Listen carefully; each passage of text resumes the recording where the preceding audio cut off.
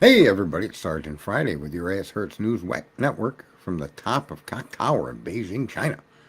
I just had some free time here in the holiday spirits and thought I would come on here and do a little bit of the Idaho 4. And it is not for entertainment purposes, and it should not be for anyone's entertainment purposes. Under the guise of getting clicks, right? It's all entertainment.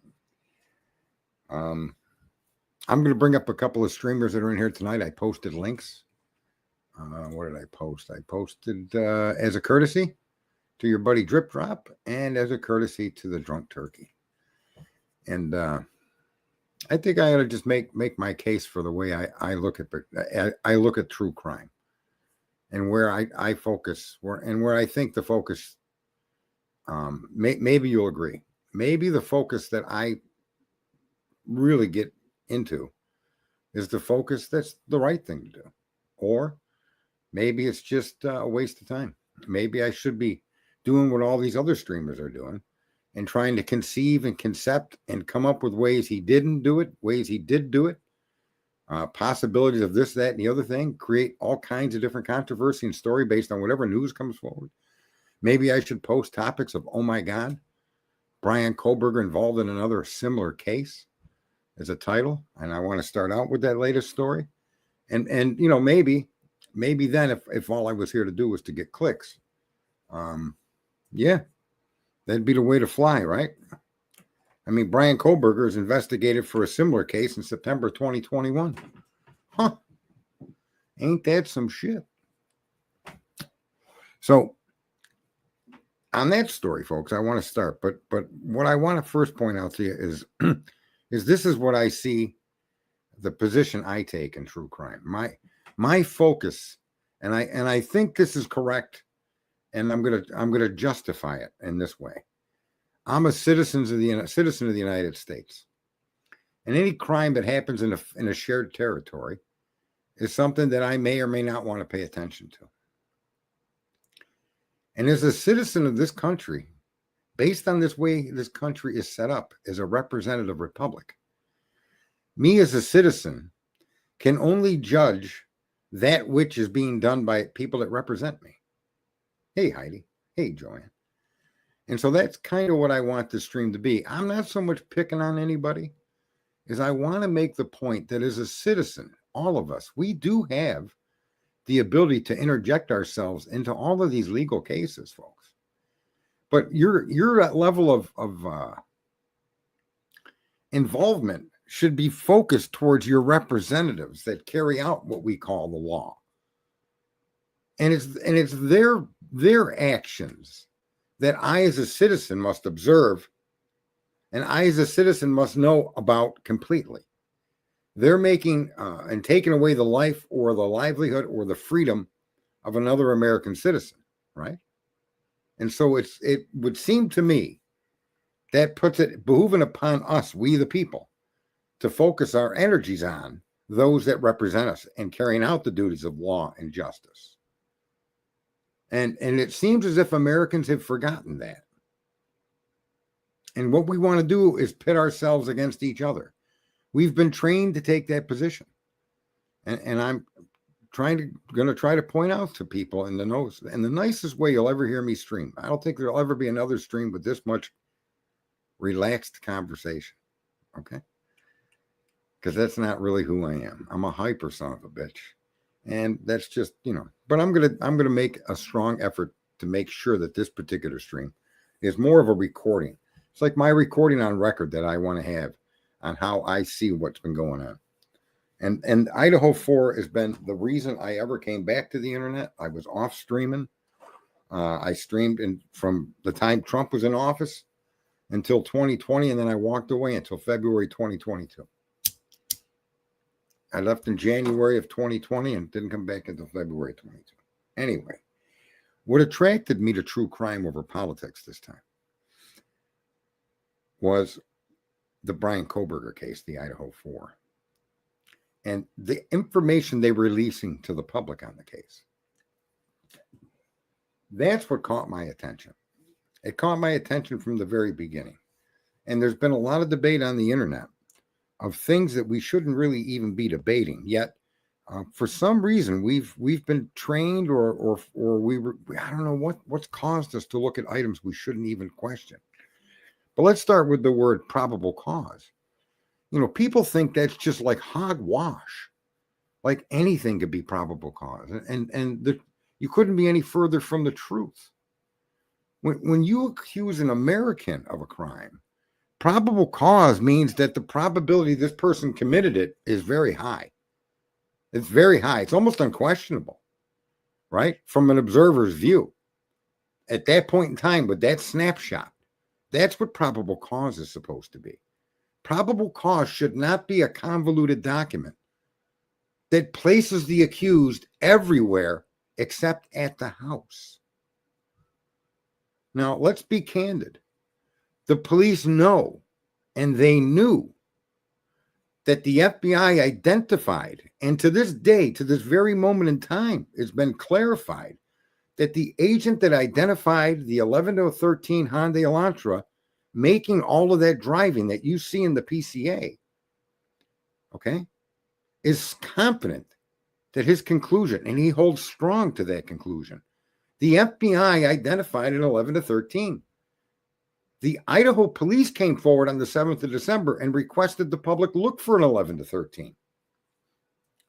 This is unquestionable at this point, because even the FBI agrees with that, the guy that did the work. And we've only found this out recently.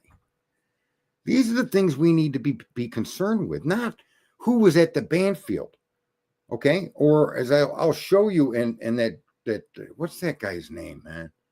I call him Drip Drop. Crime Circus. I'm going to show you some of his stream today. And his stream is highly indicative of what most of the streams out there are doing. And, maybe, folks, and I don't say this to be rude or to be arrogant, maybe the fact that I don't need money is one of the reasons I have the courtesy, or I have the gift of looking at things from a perspective that I think is ultimately the only real perspective we should have in this case. And that isn't on trying to solve the case. I'm not trying to solve the case from my desktop computer or my cell phone. Hi, Heather. You should come up here and talk, because you've put out some good videos. But again, let me say, it's not my purpose to observe true crime and figure out who did it. See, I have paid representatives that are supposed to do that. So do you, ironically. Oh, wait a minute. We depend on the exact same people to give us the information under which they accumulated data on an individual that they charged with 4 horrific homicides. And we need to understand the processes in getting to that person. What evidence did they present? What proof did they have? What eyewitness testimony? All of that needs to be part of a probable cause affidavit. I promise you that right now. Probable cause could be based on hearsay, but hearsay only on independent observers given the police officer independent corroboration of a description of a white van. I saw a guy in a black jacket run out and get into a white van and drive away.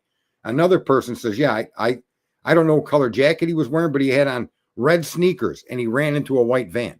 That can be used for probable cause, folks.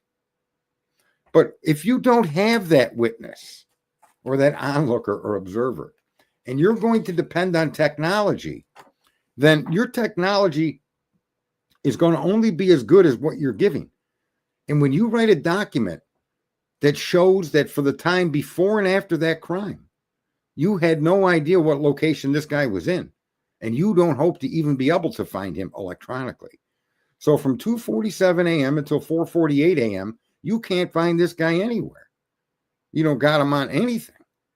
And the car that you do have on video is a 2011 to 2013 Hyundai Elantra. They knew this when they applied for the warrant, folks. And this is what I mean when I look at Idaho4 or any criminal case. I look at the people that represent me, not the accused. The accused is to be looked at by a jury of his peers, not me, Joe Blow, the citizen, that can't have the information he needs to make that decision and may never, in fact, get that information. So to me, as a citizen of this country, and I want to actively participate in things that are happening with my fellow citizen, the most effective place for me to focus on is the people that are working on our behalf. not looking at videos for 44 hours and seeing reflections in asphalt and then posting online for these. Imagine the parents of these victims and these streamers coming out with this crazy stuff of Ethan was urinated by 3 different boys were urinating on his face. That comes from a guy named Tommy Jude, but that's the most extreme one. But let me show you some of the stuff that Drip Drop is saying. And Drip Drop is I don't know, maybe someone needs to suggest he get some penicillin. It might fix his complexion. It might get rid of his drip. I don't know. It's none of my business what his health or medical issues may or may not be. It's outside of my bounds because he's a fellow citizen, you see. He's entitled to that privacy. I don't need to look into it. I'm just basing that statement off his name, Drip Drop. You know, maybe he got something he need penicillin for because I had a drip before and this shit ain't healthy. I'm just messing with you. But let me bring him up here. Hang on. Share screen. And I'm going to play through this. So he knew the car. See now.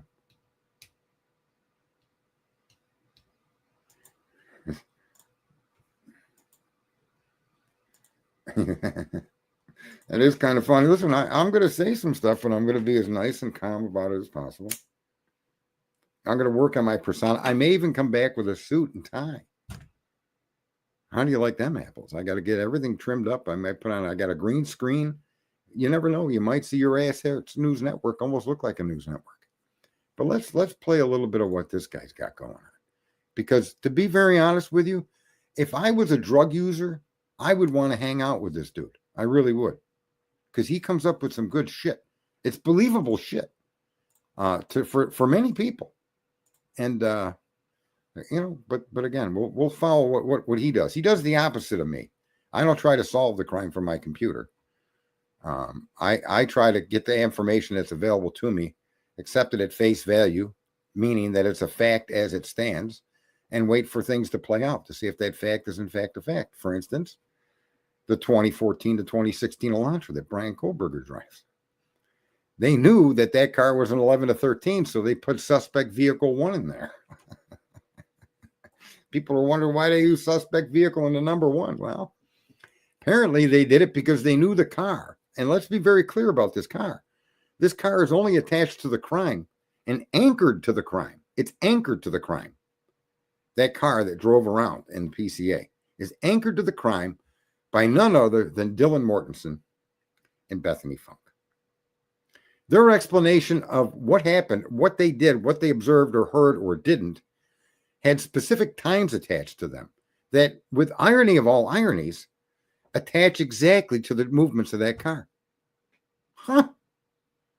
Therefore, the car is a dead anchor to the crime.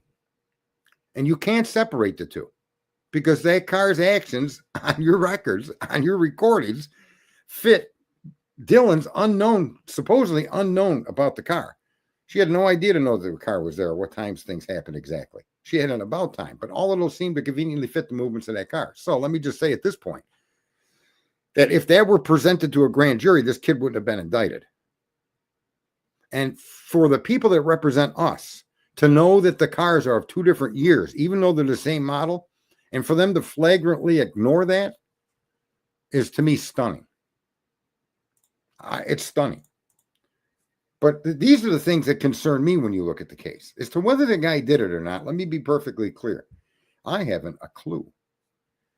And listen, I could show you more ways that he did it. I could show you an infinite amount of ways Brian Kohlberger is the perpetrator of this crime. Except one. There's only one way that I can't show you that. And it's the way the police delivered that information to us. It's the way they acted.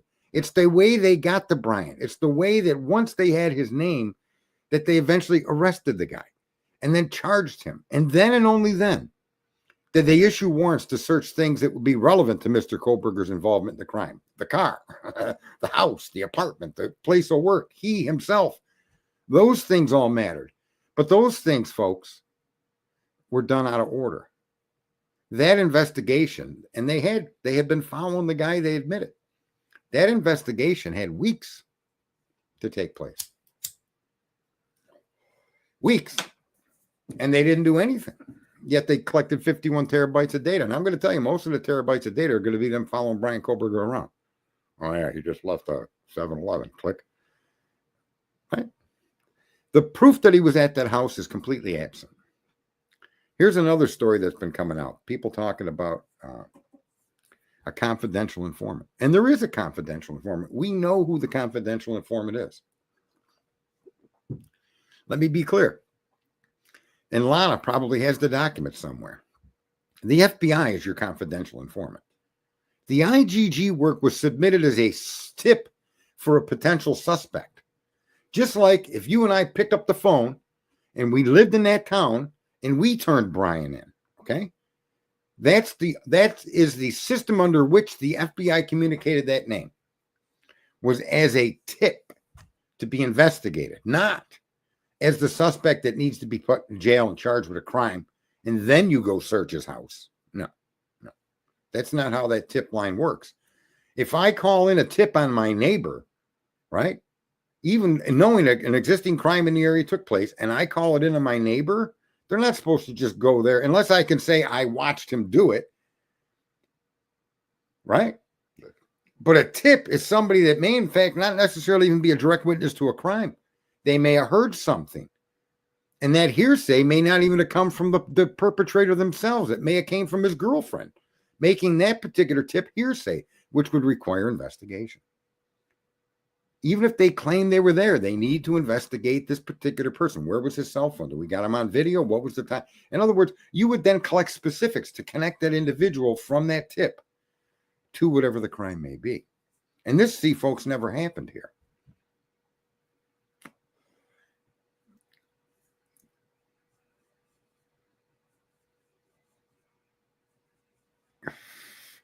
Well, however the system works, Heather, isn't really what I'm going to deep dive into, but there's failings all over the place in this case. And the fact that folks are trying to say, I'll give you an example, folks. You could take what I'm saying and go look all this stuff up yourself. And I encourage you to do that. Is it a little bit of work? Yeah. Why don't I just post it on my screen? Because if you need me to hand feed you information to tell you what to think, there's something the fuck wrong with you. You need to figure out where this stuff is. You need to go to the Idaho, a place where the documents are. You need to read the PCA. You need to watch and read the court hearing transcripts from when all of this stuff that had been talked about here already has been cleared up. You just need to do that. Or again, you're here for entertainment. You want to hear me come up and like this guy's going to do. Let me get back to this guy before it gets too late. Listen to this guy, and I'll shut up. And gentlemen, this is a brand new Moscow, Idaho investigation documentary video. We're going to take a deep dive into an animation handcrafted for your eyeballs of the 1122 King Road crime scene. And this is not entertainment. This is serious. We're also going to discuss the original suspects in this case. Heather, I have a question for Heather and anybody else in the room. I'm going to back this video up to that house. Okay? Entertainment. This is serious. What? We're also going to suspect, and I have to and welcome to Verifiable and along with the house. The crime scene house that they... Damn it. Come on. I've been creating a special animation of the house. That house. Can you see that house? Can anybody see that house on the screen? Please say yes or no. Anything at all. Here's the question about that house. Here's the question about the house. Bethany Funk's bedroom is on the front left side of that house, where the triple casement windows, correct? Okay. Well, then, let me just tell you, Daniel from the Drunk Turkey Show. Daniel from the Drunk Turkey Show put her bedroom on this side of the house today. Completely wrong. And then he went on with his narrative. He has her under Zaina's room. And Bethany Funk's bedroom is more actually under the living area in Dylan's bedroom than it is anything else. It's on the complete opposite side of the home from Zaina's bedroom. Yes, that is correct. People agree with that. And I hope, get this to TikTok, chop this shit off, send it to them. And it's I'm not trying to pick on anybody, but I am kind of picking on people, right? But that's not really the point of the stream. Let's continue with what he's got. The crime scene house that they destroyed, and along with it, all of the evidence that the house contained. By destroying the house, they prevented any future investigators to go in there and find old evidence. And you know, there's always evidence to be found later. We've seen that with many people that have been exonerated, that were wrongfully convicted, cold cases. We know Brian Koberger didn't do it. Our IQs aren't that low. Let me just say that this guy's IQ is actually lower than he could ever even he falls off into the negatives of IQ numbers. Because there is no real special kind of thought that the guy has that actually is revolutionary or deep. It's more propagandist bullshit. It keeps everybody at odds. It keeps everybody focused on he didn't do it or he did it. And that is as our job as a citizen, folks, in the United States of America, that's not our responsibility. It's those that represent us as responsibility. And then the jury, which is us. Again, our responsibility to decide. And so there will be 12 jurors to decide guilt or innocence. That's not up to you or me. And we shouldn't be online trying to figure out guilt or innocence and making those accusations, in my humble opinion, because we're missing the actual chaos that our government officials, representative officials, hired police individuals, detectives, judges, all of these people screw this stuff up in ways it's not even imaginable. It just is incredibly crazy. Are they? No. No. The powers that be thought they would be and hoped they would be, but they're not. We're smarter than they thought we would be. Give yourself a good pat on the back, ladies and gentlemen. Yeah, you, watching this screen right now. I'm looking into your eyes, and you're looking into many, many, many months creating this animation for us. So, Oh boy. with that being said, Get him, let's boy. see what I've done. What have you done? Besides drugs. As you can see right here, this is a near exact replica of the crime scene that they destroyed. Look at this. It's even got the ladder. The ladder that nobody investigated. The ladder that somebody could have used to climb up or down from the ledge and potentially entered Xana's bedroom. Every conspiracy theory that this guy has created is still very much embedded in his brain. It was my understanding from early on that older photos showed that ladder laying down on its side. And that the day of the crime scene, that ladder appears to have been propped up by the cops and used to hang crime tape off from. That's been my understanding of that ladder and why it was there. But he had me confused. This is what I mean. If you get caught up in trying to solve this crime, it carries people like a tidal wave. When you get into what people might consider minutia, but really when you get into only the information that matters, it's that's coming from the police and the prosecution. It's that's coming out of the actual court hearings. It's that's coming out of the motions and the results and the decisions the judge makes. That's what matters. And that's all that should matter to us as people. He's innocent. That's why you're innocent until proven guilty, folks, because you're not supposed to be looking for one or the other. You just naturally assume that the person's innocent. And then you let the totality of the data that they provide us make an opinion for you. And this is what I mean. We are so twisted and out of sync on what we as observers might be better off doing, that it's never discussed and it's never really even considered. And so much of these things people get away with. I mean, this country should have been screaming their lungs out at what the politicians in Washington, D.C. were doing with that Justice Department. Even in the Koberger case, there appears to be malfeasance in how the IGG was done, who did it, and why was it delivered as a tip never to be told to anybody? I mean, those are questions we deserve an answer to. But that, folks, is your confidential informant, is the FBI. Is, was, and always will be. Now, is there another confidential informant? I don't know. But I do know one, and everybody else that's followed this case knows one. It's called the FBI, and the tip leading to Brian Koberger as a suspect. Their tip was never meant to get this kid arrested like this. And you'll see that even now the FBI is holding firm on their identification of that car, which is in contradiction to Idaho. When do you see two police agencies have that big of a contradiction? And I think this is what Ann is really trying to show in these new hearings, is that these people knew that their information wasn't supported by fact, and that you couldn't go back after the fact and make it true. And that's absolutely correct on everything in that PCA. So there you end up. I mean, as far as we know, folks, from the police themselves and from the courts, that everything they allege, Brian Kohlberger couldn't have been the perp. The entire PCA is exculpatory. They let everybody believe that he stalked them, and they even alluded to that in the PCA to obtain probable cause. But alluding to that behavior without some solid fact to confirm it is not probable cause. It just isn't. And yet, as Americans, we just think, oh, yeah, well, whatever they do, they do. I mean, they wouldn't arrest them if they didn't know. And that's a level of ignorance that allows people like this guy, I'm going to go back to him, I wanted to lead up, that allows guys like this and many people like this to earn money from you, which is fine, I guess. I don't object to people making money, but it's under the guise of entertainment, and you're talking about 4 horrific murders, man. So here we go. Let's get back to this fucking genius. Which is located right here. I'm going to stay silent for a brief moment of time. I'm going to play a little music, and we are going to observe this crime scene that they destroyed and took from us.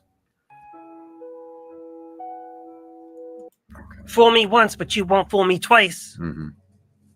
I started investigating this case and doing a real deep dive. Mm-hmm. I started wondering, is Brian Kohlberger guilty or innocent? Well, my Apple is he a patsy? Is he the Android fall guy? Phone help me.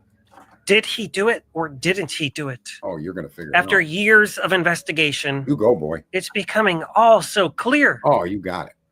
He didn't do it. Wow. Otherwise, how could Ann Taylor say this? Your Honor, Brian is. Listen, you want to skip this ad. I would too. But what if I told you there's a skip ads for Innocent. Your Honor. You know, she could say that because he is innocent until you prove him guilty. Tick, trip, trap, trip, drip, drop, motherfucker. Excuse my language. I said I wouldn't do that. But I mean, in all fairness, he is innocent. That's America. So for her to come out and say that and stand on that doesn't mean that he's innocent. I commend her for it. You could take what you want from her body language. You could take what you want you take whatever you want from what you're viewing. But I agree. Brian Kohlberger is innocent. Not because I know he's innocent, but because that's the system that we live with. And we all should have that particular opinion. Your Honor, Brian is innocent. I believe her. Yeah. I do. Mm-hmm. Anyways, let's get back to this animation that I am proud to present to you, that I spent a really long time creating because they destroyed the crime scene, so I had to recreate it. Yeah, you're the man. Because maybe there's some clues that can be found within. Let's check it out. You can see the first floor here. We were initially told that Bethany and Dylan, the survivors, were living on the first floor. As we know, that story changed later on. Interesting how they decided to switch up which floor Dylan was living on, because they needed an eyewitness, didn't they? They needed a witness that saw bushy eyebrows. Well, a lot of you watching this right now have bushy eyebrows. And how about the alleged CEO Killer, Luigi? He's got really bushy eyebrows. So what about it? Is Luigi a patsy? A fall guy? Somebody being framed? He even said at his court hearing to the judge, he doesn't know where the $10,000 came from that was in his bag, and it was possibly planted. Yep. Also, that's what cops do. They're looking for a guy that cold blood shot a man in the back 3 times or whatever, killed him dead. And then the cops needed to plant 10 grand on him to prove he's a crook because, you know, they didn't catch him on camera, did they? I don't understand this guy. I don't know if that kid did it or not, but I can tell you that based on what I saw in that particular accusation, they're on solid ground. Okay? They're on solid ground. Let's see what our representatives produced to us to further show that this gentleman is in fact the perpetrator. But the $10,000 in his bag being planted by the cops, to come out with that already, is the most ridiculous fucking thing I've ever heard. Anyway, we'll get back to fucking the penicillin boy here. He didn't even have United Healthcare coverage, nor did anyone in his family. It's sus to us. Neither do I. But this video isn't about all that. Thank God. That's a whole nother rabbit hole to dive boy. down. Here we If you go. want me to, I No, might. Please don't. But it's dangerous. Yeah. This video, we're focusing on the Idaho4. Okay. So thank you. let's not get too lost or distracted with our thoughts. Right. Carry Let's get back to this animation Let's get to because it. this is serious. It is Super serious. super. As you can see, there's a ladder right here. Right. This ladder could hold some clues. There was this steep hill to get to the backyard. We all saw the police trespassing for the noise violation, even though this house was really quiet when they did that. To Right. the back sliding glass door. And the one creep took a picture of Kaylee's ID. Mhm. Huh, no stairs to the back deck. Interesting. That being said, warnings, don't do it again. Yep. I think to come back in a few hours and we'll have to issue it. So, any questions for me? No. All right. Have a good day. Take care. Oh boy. Why did he do that? Oh boy. It's alarming. That's great. It raises questions. Oh dear God. Kaylee's room was up here. Uh-huh. Had a nice balcony view. Yes, sir. Did somebody come parachuting onto that balcony? I thought that one is dead. Did you guys hear that? Can you? Holy shit. We got a bingo. Oh my God. B-I-N-G-O. B-I-N-G-O. And bingo was his name. Oh. That's why I wanted to play this. That is entertaining. I mean, look at that. He spent months and months putting this together. We don't know. We don't know. We really don't. What? It's No. not very likely, but in a true, proper investigation, Right. When you're throwing horse shit at the wall and wondering why it sticks, just keep throwing more horse shit. It don't matter. You'll figure it out. All right. I'll try to be quiet. I guess this is entertainment. He is correct when he opens his show and says it's entertaining. But the danger to this entertainment is that it keeps people unfocused from what really does matter and really does affect our daily lives. Okay? It really does. And how do they convict the wrong people? Well, they don't follow the processes. They don't follow the rules. They take shortcuts. They make mistakes. They lie. Right? All of these things need to be accounted for along the way with our representatives, right? Here we go. I'll get back to this because I don't know how much more I can take. you must leave no stones unturned. No, everything. There's a lot of listen. If fairy dust has anything to do with anything, or if this ninja motherfucker, right, just climbed and shimmied up onto that deck, somebody could have. I don't even know. They could have dropped him out. He must have. He skydived. He had to come out of a plane or something. The parachute had to originate from somewhere. I don't know if you could beat that one, the parachute one for entertainment. That's a pretty good one. I can't think of one looking at that house right now that could top parachuting on. Can you imagine a parachutist trying to parachute onto a deck? I mean, the momentum that he carries as he comes to the ground, that goes away just by thinking about it. And landing on 2 feet on such a small area, up against a wall, if you're going to catch the side, if you're going to catch the walkway, or that small 5x5 or whatever area deck that is, if you think you're going to plant yourself like that, I think you're going to hurt your spleen. Something's going to hurt. entry points into this house. To assume that the perpetrator just got so lucky that they just walked into an unlocked sliding glass door with a bunch of girls living in this house, that's pretty unlikely. In some crime scene photos, we saw some screening that was on the ground right around here. Maybe somebody came through the window there. We don't know. We really don't. We don't. I know a lot of early speculation was that somebody climbed up this big tree right here and kind of crawled out on a branch and jumped onto this balcony. Who came out with and that? crawled right into Maddie Mogan's bedroom window. Nobody heard We that. saw the little M in her window, and we saw her pink boots. Just totally undisturbed. Yeah. From someone. Wait. We Let's go did. back. This guy is a We fucking did. genius. Up Look, this big tree right here. this is epic. This beats the parachute. I didn't think he could do it. He actually beats the parachute fucking thoughts. Listen, And kind of crawled out on a branch and jumped onto this balcony. look at the branches aren't even thick enough to hold the leaves they've got. But a 6 foot tall guy, all clad in black with bushy eyebrows, was able to do that. I'll give him that. Okay. He leapt from the tree to that walkway. All right. Nobody heard that. and crawled right into And then Maddie he Mogan's crawled right bedroom into window. that window. Look at this. We Look, nothing on the windowsill is disturbed, though. Not a single fucking thing is out of place. Apparently, he was a neat fucking guy, I guess. He put everything back in order. Look at that. Huh. Saw the little M in her window, and we saw her pink Her boots. plants and her boots. And Yeah, we did. Oh, yeah. We saw that. We did. We did. We didn't even And think right about along that until here, we which came up with that concocted fucking story. Somebody dove onto the deck and snuck into a window and didn't dislodge any of the things in the window. Moved the blinds out of his way. This guy is a ghost on command. Literally on command. Whoever did this crime, based on drip drop, is a ghost. I did not animate was the road. This is where some creepy YouTubers pulled up, and they decided to film the house and film. They tried to film inside of Maddie's Yeah. Whatever about the creeper. exact replica. Like you're not a creeper. So now that we have this animation up and we're taking a good Unbelievable. look, we're looking for clues. Let's zoom in closer to Xana's bedroom window. Yeah, now there's blood on the This is where Xana and Ethan apparently were taken from us. Yeah. Oh my God, there's a red stain on the roof. Oh my god. And that's a boom. Boom. You know it is. Sure. A lot of you watching this have seen the drone footage that I released previously. It's been speculated that there was human BLOOD outside of Xana's bedroom window. Speculated. Wow. Did the perpetrator enter the house through Xana's bedroom window and leave a mess outside of her window? Or was that the escape route? Did Dylan scare off the perpetrator?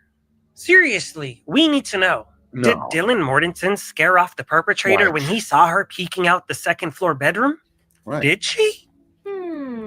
Or was she too busy getting it on with her boyfriend, Quinn? Holy Christ. Did the We need to look for clues. As you can see here, we've replicated the house. It's an animation. Here we go. But is there more to this? He's going to solve the Is crime. Wait, folks. I need to just make an announcement. I need to make this will be the last part that I'm gonna put on, because this, folks, he solves the crime. The guy don't even know it. He's just trying to entertain you. He understands that the things he's sharing have no basis in reality or fact, and they're all a figment of his I don't even know. But yeah, here we go. Let's just play this. There. Well, sometimes to understand what happens above ground, you have to go below ground. What? Oh my God. So let's. Brilliant. Fucking brilliant. Let's take a deep dive. Let's go into a real deep dive. Let's get dirty. What Good. do we have here? Oh my This God. is for real. That's Yeah. awesome. Yeah. The tunnel, Yeah. ladies and gentlemen. And if you remember, Oh, I remember. the bottom right bedroom had that secret door in the closet with the little doorknob on it. For the crawl Where do you think that led? Was that for the crawl space? We could kind of see it after they destroyed the house. Was that for the crawl until space? the crane drove over it and destroyed it forever. Oh, you can see no. the steps from that door lead down into this tunnel Oh, that stop. I've Did you created guys- in it forever. Look at You can see this. They destroyed the house. Watch. Until the crane drove Look at- over it and Look at those steps. I don't know where to look for steps, but yeah. destroyed it forever. You can see the steps from that door lead down into this tunnel that I've yeah. created in this animation. Right. I want you to keep in mind that this is all someone else's fantasy. Mhm. This is not for entertainment. Oh, it's There's not. nothing entertaining about this. Uh-oh. This is a serious investigation in a serious animation. Okay. I can't go any further, folks. I'm done with that. But this is an example of what all you streamers are doing out there. And it's I guess it's entertaining to a point, but it's really the most kind of vile kind of entertainment when you think about it. I mean, these 4 people were slaughtered, literally slaughtered. And everybody is out here coming up with all of these theories and this and that, and digging into stuff that there's no fact to support. Not a single fact supports any of the arguments any of the streamers have been making. And yet they keep coming up with these titles. They keep coming up with these fucking, what is this one? New Brian Koberger, Idaho4 info, latest updates. Real Moscow, Idaho documentary investigation. I mean, he's got a hell of a title there, this guy. But this go, and look, I like Lana because Lana does, no matter what anybody says about Lana, okay? She at least looks at the documents and looks at the actions of the people involved in producing this information. That's literally what we're supposed to be doing in true crime. And not even, especially folks, because we have this ability to communicate and look and actually get involved, right? So, I understand if you take the facts that are verifiable, take the facts that are verifiable, and you could then take those facts and try to see if they fit somebody else. But you can't take facts from somewhere else that are not a documented part of this crime, right? And inject those into the crime.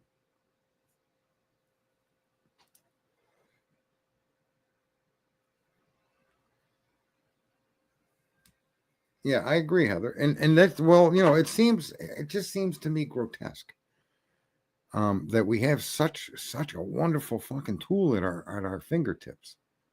I mean, literally, there's nothing Einstein ever said and ever told people that you couldn't figure out on the internet. It may take you watching a video 3 or 4 times. Sometimes I do. But again, this is a tool beyond anybody's comprehension. And what have we turned it into? We've turned it into this true crime entertainment. Politics the same way. The word of the day, the title, the topic of the day, and all of these people then start bringing in their 2 cents. They see some like that Linda Lane. I said we all should have stayed away from the Linda Lane. The Linda Lane isn't going to matter. It's not going to matter because the police already have identified that white vehicle. Now, I give kudos to that one streamer that actually broke that down and showed a vehicle that came through there on times that are very similar to the PCA that is absolutely not a Hyundai Elantra. Okay? That's totally true. However, aside from doing stuff like that, where he's actually looking to match it up, he's actually dealing with the facts, whether you like what he was doing or not. He was another one. I wish I could remember the guy's name. For some reason, he was always, he took it personal that people didn't listen to his streams and they paid attention to all of these jackass streams like Drip Drop and others that are doing that. And like, I can't say it enough. I don't know if this kid did it. I have no idea. I just know that based on by the actions of the police, the actions of the prosecutor, the actions of the court so far, everything that I'm seeing indicates that what they allege he did couldn't have been done based on those allegations. Nothing in the PCA can be proven and verified. Yet they allow you to think he stalked these kids for 12 different trips. They let you think that. In other words, just like with this particular case, with the latest one about September 21st, 2021, or September 2021. Let's go with that. The headline reads, Brian Kohlberger's investigated in a similar criminal case. And it isn't until the end of the video that they actually tell you he was only looked at after he was arrested for the Idaho4, which it's common sense. Can you imagine arresting Brian Kohlberger, right? And not considering whether he had anything to do with that other case? You would be remiss. If anything, I say there's an example of these police actually doing their job. That's actually what they should have done after Brian Kohlberger was named, after he was then arrested. They should have looked to see if anything that went on in this current crime, okay, had any connection at all to the crime reported by a woman of a man or a woman that broke into her home with a knife. Fair enough. But the way they run this stuff out in headlines is to give you this kind of, if you don't watch the whole story, you think that Brian Kohlberger now was accused or actually did a similar crime prior to this. And that's why what we do out here with these fake stories and these suppositions and are trying to solve the crime, and then you look at the news headlines that are doing the same thing we're doing, and then you actually go into a mirror and you look in a mirror and you could say to yourself that you don't watch the mainstream media because out here is different. I question the intelligence of the people out here. That's why we have what we have on the screen. There's 5.63 billion morons on social media. We've all allowed ourselves to become absolute, totally, complete, moronic individuals, living in the most amazing nation that the earth to this point has ever seen in our taught history. That's all we can go on, right? Come on now. Come on, folks. You're a couple steps away from transporting yourself from here to New Zealand. You're a couple of steps away from blasting from Earth and ended up in another galaxy. Let's be honest here. We're quite up there as far as what our answer, and yet we've allowed them to convince us, or somehow we've convinced ourselves that by running around trying to solve this crime, we're doing some good for the world. And we're not. The only good that you're getting from it are the clicks.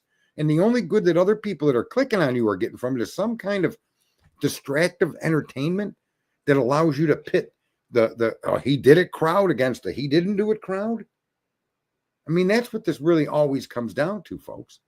And that's why I'm trying to be as nice as I can. Listen, I'm a natural born fucking smartass and a natural born asshole. That's why I probably could never make a good host and get 100 million followers, because I am a fucking dick. Sorry. I mean, we all are what we are. Some of us have an inclination to be calm and polite all the time and not swear. I'm sorry. I'm just not one of them people. So back to the story here with Brian Kohlberger and the Idaho4. At this point in the case, if I was going to have a scale, like the scale of justice, folks, that's why there is such a thing. Okay, the scale of justice isn't just about innocent or guilt. The scale of justice is also to be used during the accusatory stage. The scale of justice during the accusatory stage is probably the most important part of what the scale of justice is there for. That scale of justice is to make sure that your government and those representatives that on our behalf as Americans or Idahoans, whatever you want to call them, folks, carry out their duty that's consistent with respecting the rights and the laws due every one of us and not crossing any of them. Government has constitutional limits. That applies to all of things that can come into the law. For instance, somebody did say something and it was drunk turkey. I'll give them credit for this. It's possible that some of the look into the background and the people that they discovered, they weren't given permission to continue or to elaborate more on their fucking. Because once you get to somebody from 1911 and then someone from 1960 and someone from, in other words, you're going on no one's permission and you're just creating this person's tree and you're law enforcement. So there may be an issue with that. And I drunk turkey pointed that out and I give him credit for that. I mean, he's not totally lost. Not all of us are, none of us out here are totally lost. Matter of fact, the vast majority of people, including Drip Drop, okay, are capable people that have been caught up in this system of always setting things up in a way that we think makes sense, but in the fact, really, it's quite the opposite. When you look at these cases, that's where, I mean, if you're a Trump supporter, look at those 94 charges that were laid against this man. The state of New York passed a law extending the statute of limitations in just the case against Trump. You're okay with that, folks? What the hell is that? How can the legislator have a law that there's a 20-year statute of limitations and this crime took place in the 70s or 80s, and you make an exception in this one case to extend the period of statute of limitations on a guy that's never been convicted of this at all, on a man that was elected president of the United States? And yet we, the people, half of us don't even have an interest in questioning it. The other half of us want to argue about he didn't do it, she's a liar, look at her on the stand. And you want to argue about what's going on in front of you, when the fact of the matter is what's going on in front of you is a show that's been created for you. And you don't get it. You're not getting it. Everything you see is a show created for you to distract you, to take your attention away from where it really belongs. And where it really belongs is on the people that represent us as Americans all the time. Not once in a while, not because you think it's a good cause, all the time. Even for those you don't like. That's what we're supposed to be doing. And we have the infinite capacity in 2024 to do that. Okay? And that's kind of what I try to focus on. The fact that Brian Koberger left his apartment and at 2:47 a.m. his phone stopped reporting to the network let me be very clear, folks. For a guy that may or may not have ever had a ticket, for a guy that's never committed any kind of crime that even comes close to the level, okay, of what took place that night, for a guy that's a current graduate student to work in law enforcement and an extracurricular higher level of activity and cloud forensics, okay? This guy's background, yeah. Did he have a heroin issue? Yeah. When he was a minor, did he take his kid's phone, his sister's phone? Yeah. We've all done these stupid things. How does that equate to him becoming a murderer, a slaughterer, literal, tore 4 people up to death? How do you make that leap in an application for probable cause? How does this kid go from just a normal, dysfunctional, recovered, straight out in his life, got a great did great in school, got a great recommendation to go to a great college, and then he becomes a villain? Where's your probable cause? Well, this kid's an American citizen. And even if he weren't, he's entitled to every inch of due process, every millimeter of it should be applied to him when they investigated him. And so many of you are out there, well, they found his DNA. Well, that doesn't matter. It really doesn't matter that they found his DNA. Okay? I just don't think it matters, folks, because in the end, you're going to probably find, and I said this in the beginning, and I've been actually accurate on every step that Ann Taylor has taken, on every action that she should have made, on every claim that she should have filed. I've been accurate on all of them. There's nothing that Ann Taylor is doing that I didn't say a year ago she was going to end up doing, that she had to do that. Because the information provided in that PCA does nothing but place Brian everywhere but at the house. And what are you left with? A similar vehicle? A 14 to 16? Well, the FBI must have made a mistake. Well, no, the FBI didn't make a mistake. They are stating, and I'm sure they're going to show evidence of why they came to a 2011 to 2013. I said this in the beginning, and there's another guy that's got a channel and goes on all these other channels that he's had. I can't take the guy. When the police come out on December 7th,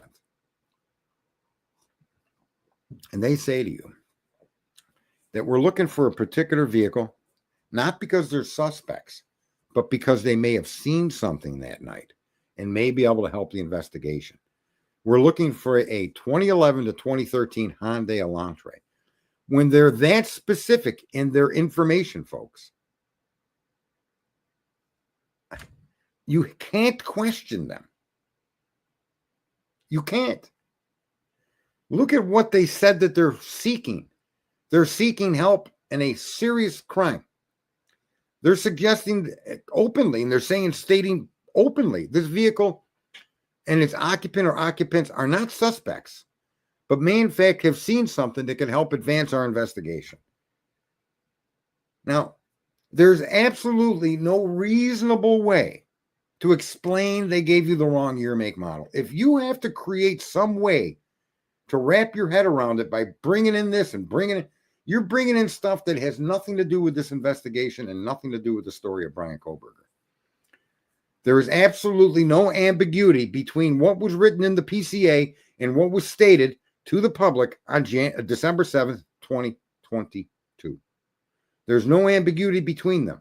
The car is absolutely an 11 to 13, which now in 2024, so far twice in 2024, we've been confirmed that car was an 11 to 13. Okay? By the police themselves. Bring Dago. You guys need to ask Dago. He'll tell you. I said a long time ago, Brian can't produce an alibi because the very people that are his alibi are the police that wrote the PCA. I've been saying that forever, folks. And look at what's happening with all these hearings in the courts. And for people to think that her asking to, what do you do with evidence? You get the evidence removed. I forget that word. It starts with an S. She wants the evidence to be something. I got to stop sharing. I got to get that guy off my screen. That TikTok dude. Unbelievable. She's just filed motions. You guys know the word. Suppress. She's filed motions to suppress everything, which is what I said she would do, because the entire probable cause affidavit was based on unverifiable data and or contradicting data, exculpatory data. It's all there in the PCA. And yet it's sad to me that there's so many divisions in the True Crime Committee. It's sad to me that everything is about innocent or guilt and attacking and arguing with each other about innocent or guilt. And the same thing happens in all of these crime cases. That this is what all of this has become. It's become a place for us to entertain ourselves on some really, I don't find anything entertaining about what happened that night. And I don't need for you, Bubbly Waters and others like you, putting audio on the screen to tell me what I'm hearing, or putting blurry images on the screen to tell me what I'm seeing. That does not advance the case. That doesn't do anything to help the poor victims and their families, and it absolutely does nothing to show anything about anything, because none of what you're showing is mentioned anywhere in any single document the government or the defense have provided the public. None of what you guys are talking about has ever showed up in any document. And you're not paying attention to that. You're reading documents and you're trying to get that document to fit your narrative. You're looking at it with eyes, okay, that you have a preformed conclusion. And I keep saying, I don't know if he did it. And I'm not saying that to protect myself. I'm saying it because I don't. Because I do think that there's a way Brian Koberger could have done this. I think who's out there that I just seen the other day? I think the only one that provides the possibility, believe it or not, is that guy Pavarotti. And I don't think Pavarotti is too keen to even try to understand what he said. There's only one person out there that's streamed that can actually do what I'm going to tell you could be true, okay? And he don't even know it. Maybe he does. I don't think he does. I tried listening to him, but I have a hard time with it. The only way you could place Brian Koberger in that car is that he got out of the 2014 to 2016 and entered at 2011 to 13. You have to make that connection. Now, Pavarotti claims there's 3 other suspects in this case, and he was around the areas with his car and those 3 other suspects. That's the claim he's making. If that's accurate, then you have to place an 11 to 13 among those 3 other suspects, okay? Period. There's no other. If anything he said is true, and I'll just say, I don't know if I have no fucking idea where he got that information, but okay. Pavarotti, these 3 other guys are suspects. You got to now put Brian Koberger in their company, and then you have to put Brian Koberger and them or one of them in an Elantra between the years of 11 to 13. If you can do that, then you can at very least show a connection between Brian Koberger and this crime. A direct connection, right? Direct enough. We know he was gone. We know no pings, nothing came up, no video for those 2 hours. We know that he suddenly shows up in an area where Pavarotti claims 3 particular suspects. One of the 3 in these 3 different locations across this one area are areas that Brian Koberger appears to have showed up. Okay? Based on the PCA. Now, if that's the case, right? There's a couple of reasons why I'll accept what he's telling me at face value, which normally you shouldn't do. But there are pieces of information in this case that do fit up with what he's saying. Now you need to make the next step and put Brian Koberger swapping cars, or getting into a car that another person was occupying or had other occupants. If you can do that, then Brian Koberger was that. Then that's how it was done. But if you can't do that, okay, it's an interesting story. It's an interesting story. But when you look at that thing, the way that map is drawn, the routes that they claim this kid was on, and you look at Pavarotti's story about 3 suspects that are waypoints, basically, for his trip, then, okay. He might be making this up. I don't know. But again, here's someone trying to solve the crime. And this is what I mean. If you take what he's telling you at face value, you could fit it into this timeline and into this story, but there's no evidence to do so. But you can assume it like I just did. You see how I just put it all together? I don't think he's put it together that way. And it's his information. But here's the point. There's no way to justify putting any of that together to include this in the Idaho 4 crime, because there's nothing in any document that alleges to that. There just isn't. Someone else made an example earlier, and it was brought up by somebody about the FBI being the tip, being the protected source.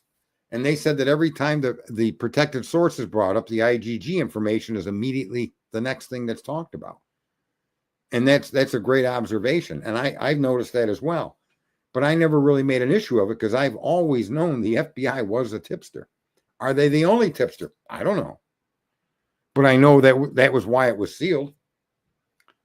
And it was weird because it was being sealed over the FBI being the tipster. So anyway, folks, I find it rather difficult to see, and like I do watch. I've moved over into science. At least in there, if you have a discussion and a counterpoint, you can make it, and you're all on the same road. You're all following the same thing, right? Whether it be a math formula or a theory or a suggestion, it's all based on Einsteinian physics, and it's all based on astrology, and so I go and I gravitate into there quite a bit because I find it a bit more comforting that at least people aren't trying to talk about the speed of light, right? And bringing up blueberry pies, because that's what it feels like is happening here inside of true crime, and it happens in politics. And it really, it's kind of mind numbing to me because the amount of power 5.63 billion voices have is unimaginable. It really is. It's completely unimaginable, the kind of power that we have. And yet, for whatever reason, you're welcome to come up top here, Ashley. Ashley N at True Crime. Ashlyn, is that the name? Ashlyn? I dated an Ashley for a while. She was smoking hot, too. She preferred her middle name, Nicole, though. I have an astrologer nearly 25 years. You see? There you go, Heather. And I'll get back to the Idaho4. Let me just also explain this. I kind of absorb information and I retain it. Does that mean I can't be wrong? Hell no. I definitely can be wrong. And who was it that said it the other day? Oh, Harsh Reality. Let me see if I could find his stream. He said something too, like, and so did someone else said something, Sweet Pea or something like that. But I'll click the link to chat as soon as I can. Yeah, and so I've been mostly listening to court with commentary. How could they not look for evidence who committed the crime? They would look for blood. Well, that's the problem with the case, Anna, is what's happening. I maybe you guys should start making points or asking questions in the chat room. That would make this interesting too. Because I don't want to rehash the whole 2 years of the case, because that's pretty much, where we're at. So how could they not look for evidence? See, it's my understanding, folks, and I've been investigated for crimes. I mean, this is where I've got some of my knowledge. I know how they went about figuring it might be me. But they went through a process of investigation prior to the arrest. And when they arrested me, they had evidence that they had collected that allowed them to arrest me. And there was no question about it. There wasn't a question. The evidence showed it was me. Now, I beat almost all of those cases, right? Which is the way the justice system is supposed to work. You had a piece of evidence that was highly, highly suggestive that I broke into a building or broke into a home or broke into an apartment. You literally had my fingerprints. Okay. Yet they never took that to trial. They never indicted me on that because I was the maintenance man of that particular area. And that was the exact week that I was painting that hallway. Therefore, my fingerprints anywhere in that hallway are justified. It's more likely, folks, to think that my fingerprints got everywhere they were because I was painting the fucking entire hallway and all the doors and trim and the ceiling, right? Yeah, an apartment was broken into, but that doesn't mean I did it. Where's the evidence I was the one in the apartment? Did you find my fingerprints in the apartment? No. Did you find anything anywhere that would connect him? No. Okay. Then he was the painter. The truth is, I did break in that apartment and I did take those hinges off. I did remove that door. I did enter that apartment illegally. I did do it. But this is the way your law is supposed to work. Maybe that's why I pay so much more attention to process than I do who did it, who didn't do it. Because it really doesn't matter. It matters how you get to your criminal, how you get to the person you're making this accusation. It's going to destroy this guy's life forever. And here's what's happened in America. They're doing it to Matt Gaetz, who used to be a congressman. Too many Americans are taking the accusations at face value. How many millions of people did that with every accusation they laid against Trump? Every single one was deficient in any reason to file the charges to begin with. You watch what happens in New York. If they haven't already dismissed the case because it was a bogus case trying to find the guy $500 million. The whole case is bogus. The judges even said that. Anyway, every case against this guy, every single one falls short of what needs to take place in order for you to charge somebody that crime. And they all knew that when they charged them. But look how many citizens accept the charges. It's the accusation that destroys the person, not the truth. The truth comes later, and by then people are on to something new. And we allow that to happen. We completely allow that to happen. We participate so that happens. We've been trained to allow that to happen. And yet, folks, here we are with this infinite capacity, a tool bigger than the biggest weapon ever designed in the world. All of them combined. Of every weapon ever used, okay? The internet is the most powerful of all. It is the genie in the bottle. And we've been turned into 5.63 billion morons going back and forth as to whether someone did the Karen Reed case, that case. Even that attorney, it's not the attorney's job to prove she didn't do it. It's the attorney's job to show the evidence the state has produced to the citizens is insufficient. And it lacks, and it's inadmissible, and we folks, we are our own worst problem. You could scream about all the politicians you want. You can attack Bill Thompson all you want, or the real issue is we are our own worst enemy. We misuse these things. How many of you used a shoe to drive a nail? How'd that work out for you? Or the blunt end of a screwdriver? How'd that work out for you? I mean, we really are, unfortunately, completely conditioned by the box that we're in. We're all stuck in the same box, me included. I get caught up in some of these fucking theories too, man. I mean, it's like we've all got that little thing inside of us. Look, and I didn't bring TikTok and bring that other guy's name into it. What's his name? That Daniel from the Turkey Show. Right? I look at it. It's not so that I can make fun and say I'm smarter than them. What I brought those two guys in here for is because their way of broadcasting the information is really using the facts to support some kind of theory where there's no fact to support the theory. So they're extrapolating on facts to a point that goes beyond what the fact says. They're putting their own interpretation on it.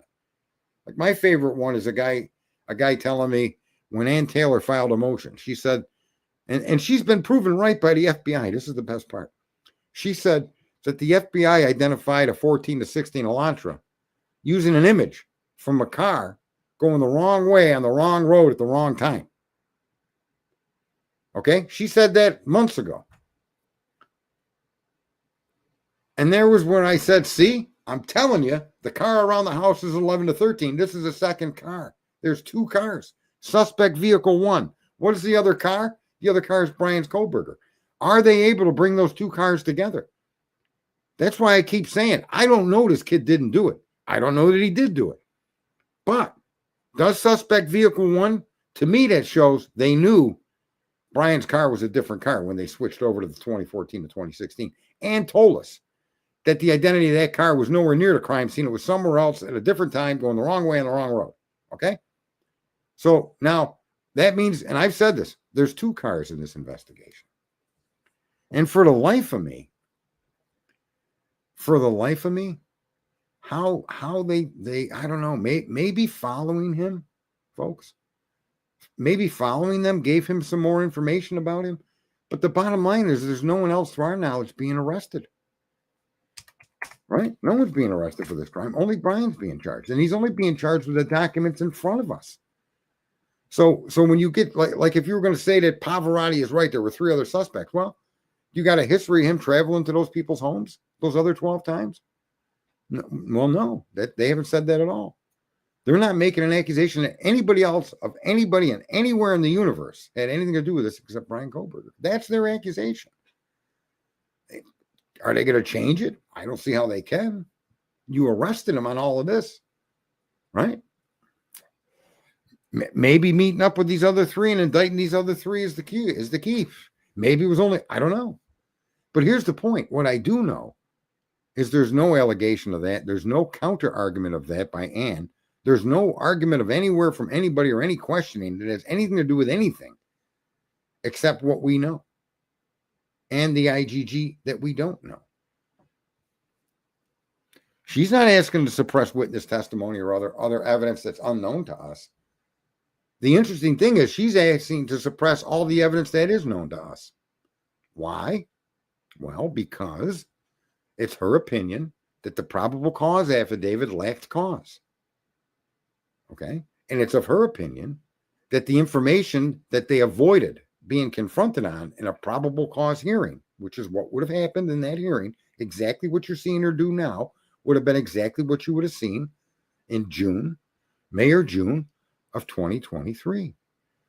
The prosecutor went around that with a secret indictment and indicted Brian Koberger, avoiding any questioning and any probable cause type hearing.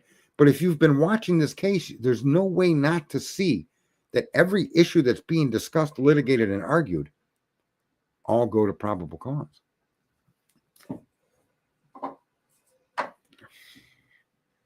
And that's always been the problem with this case. As far as I can see, it's as if they didn't have enough evidence, but arresting him, maybe they were hoping he would capitulate or maybe make a plea deal, or I don't know what they were hoping.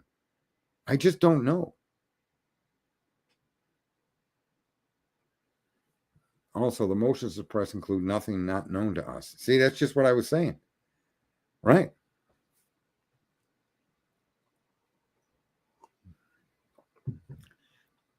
And until, listen, here's the best part about this. This is what I mean. It's like a thinking process. So here's what that means to me.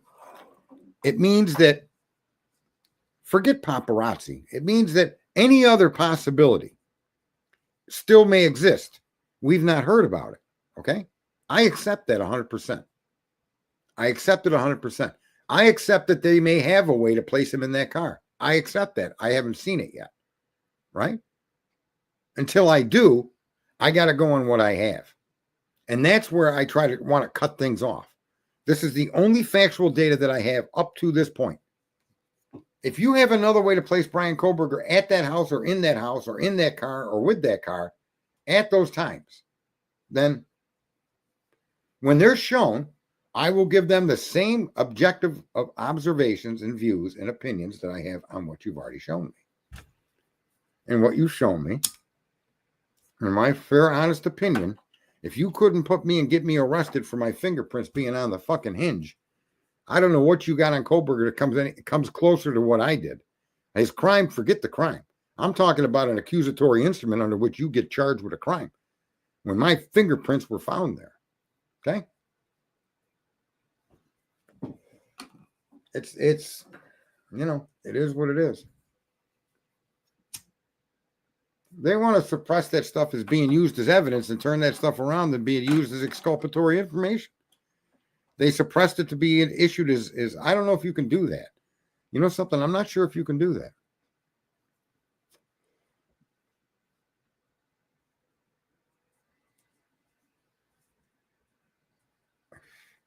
Nothing from the hearing with the bald cop, that moron who kept saying, I don't know what. I don't know, man.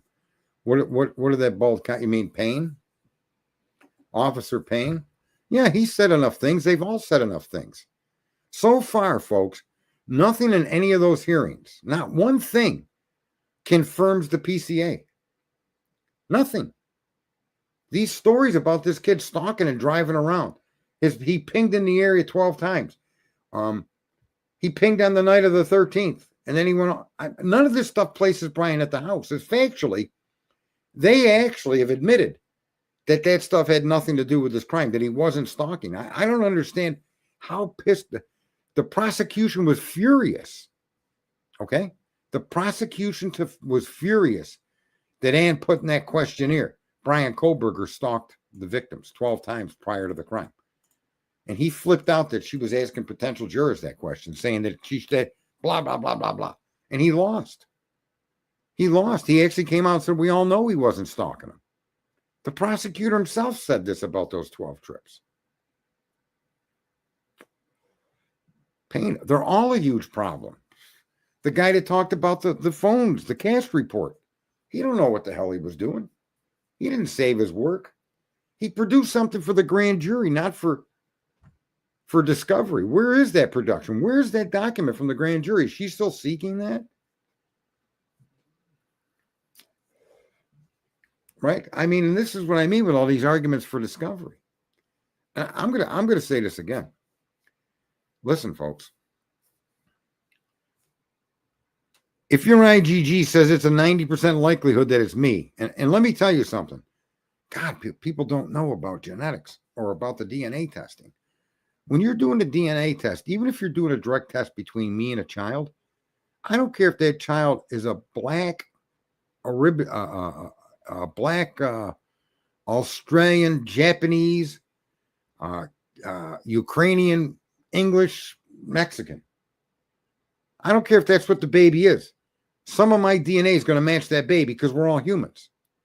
I might have one marker. I can have as many markers as markers mix. They match. DNA, everybody acts like DNA is this fingerprint, but it's a statistical analysis of the matches.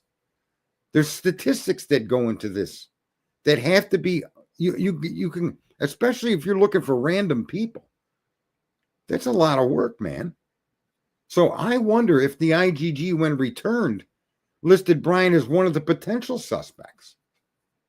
Do you follow me? What's up there, Jason? I really wonder if there's more than one person that came back on the IgG tip. I don't care that Brian Kohlberger's matched his dad's DNA 99 trillion, gazillion, quadrillion %. I mean, that's like saying my DNA matches my dad's DNA. 36 quadrillion %. I mean, that doesn't tell me anything. It just tells me that Brian matches his dad and his dad matches Brian. It's like saying they're family. Oh, really? But how many hits did they get back from that IgG? How many potential suspects did they come on? How did they get to Kohlberger's name? Was Kohlberger's name part of who they were searching? Did they have that name before they started doing IgG? Did they come to that name generically? There's so many questions that go into how this all was hashed out. But let's remember, here's the worst part about that. All of that IgG isn't supposed to be used to arrest somebody. It's only a tip. And they then went on using the IgG work, right? Saying that their sample matched the garbage can sample, and the garbage can is the father of the perpetrator. Well, how the fuck do you make that? All you showed was that those two DNAs matched, right? That's almost a staggering piece of evidence. What other evidence do you have? It's insane. Well, we turned his phone off. He was seen here. He was seen there, but never seen at the crime scene. Blah, blah, blah, blah, blah, blah, blah. And I'm sorry, but didn't you use an IgG sample, right, to try to compare against the father sample? Isn't that still IgG work? Isn't that what IgG work is? I mean, you're building a family tree. Why is getting the fathers and confirming it to be part of that tree not part of your IgG work? That's a question I'd like to. There's probably a simple answer. I've probably overcomplicated the simple, but I would like to be shown that. Or if somebody knows more about this stuff, tell me. But I think the connection between the sample and the fathers is not relevant to the arrest of the child. It's another indicator, right? But what are your other indicators? And then the fact that one of the cops said they didn't want to use that DNA in a search warrant. They didn't want the court to rely on the DNA. They wanted the court to rely on everything else. Well, everything else without your DNA argument is nothing. I understand it's a direct comparison, but it's still comparing family. Isn't an IgG building a family tree? And isn't that father part of the family tree? So just because you have his DNA and it matches the tree, that's still IgG work. No? And it wasn't a direct comparison DNA to DNA. It was that sample, what they had, what did they do to that? They took that sample because it was too small. They amplified it. And then they took this amplified sample and started building IgG off it. But shouldn't they already have known that the father was his father from an IgG? You know, I mean, I know who my father was and my mother, and I didn't know who they were my whole life. I kind of thought who they were. I was told who they were. I didn't know it was true. But when I did the IgG work, it turned out to be true. So, you know, and I didn't have their DNA. Yeah, see, no DNA in the car is a huge problem. No DNA anywhere associated with the victims and Brian. No electronic communications or any connections otherwise between Brian and the victims. That's completely exclusatory. So now what are we to think? That this kid just randomly picked this house? That the 4 people that were killed had nothing to do with nothing? That they were just part of this, yeehaw, let's go get them?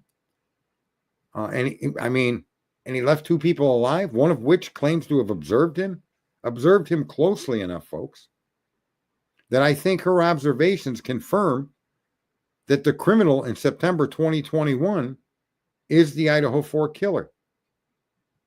Her description matches the description of that killer almost exactly. And in the only place that it would matter, Dylan describes a man that was 5'10" to 6 foot tall. The victims in September of 21 described a person that was 5'3" to 5'5". Could have been a man, could have been a woman, didn't know. She kicked him in the gut, or her, and the person ran out. But they had a red ski mask on, wearing black, wearing a red ski mask and a knife in their hand. But let's go back to Idaho4. Why would I make such a crazy statement that the perpetrator in 21 of September 2021 is the perpetrator in the Idaho4? And the reason I make this connection are two strong reasons. One, he went into a house that had more than one occupant and had a woman and women around the age of the victims here in Idaho. And number 2, this is the biggest one of all. When Dylan observed the person walking towards her, her observation could only be from her bedroom to the living area. That observation is 6 inches taller than the floor Dylan was standing on. And I'm relatively confident that as she viewed this person walking to her, she saw a person that was not not average build, but not muscular build, walking towards her, appearing to be 5'10" or more. She went into frozen shock phase and then closed her door. And they assume, the police assume this in their statements, that he walked out towards the back sliding glass door. They also assume that's his point of entry. Okay? So, right, they're saying the PCA's, but it's not off the table. It's not off the table because everything Ann is going after is based on this PCA. That actually is not probable cause. So just listen, folks. If a 5'5" man is standing on a floor that's 6 inches taller than the floor you're observing him from, and the difference between you and him is only a couple of feet, and you're almost 5'10" yourself, you're looking right at that person's face. In other words, when asked later on, hours later, the next day, when asked the next day, how tall was the person, your recollection is going to be you saw this person basically face to face, meaning close. You didn't look up to see the person. You didn't look down. You looked right at the person. And because she's 5'9" or 5'10", her description of the person has to be based on her observation, which would place a 5'5" guy at his point at 5'11". In other words, you can make that guy fit this crime easier than you can Brian Goldberg. Because don't tell me that as he was walking towards her, you're talking about a hallway A hallway that's smaller than a closet that takes one stride to get through. Don't tell me that's when she saw the guy. She clearly stated, I saw him walking towards me. And that would place him in the living area heading out towards the kitchen, which has a 6-foot step down. Okay? She didn't say anything about after he stepped down, I seen him walk to the sliding door and leave. She didn't say that at all. Nobody says anything about anybody stepping down as he walked towards me. Okay? The PCA, according to Bill Thompson, isn't going to be part of the prosecution.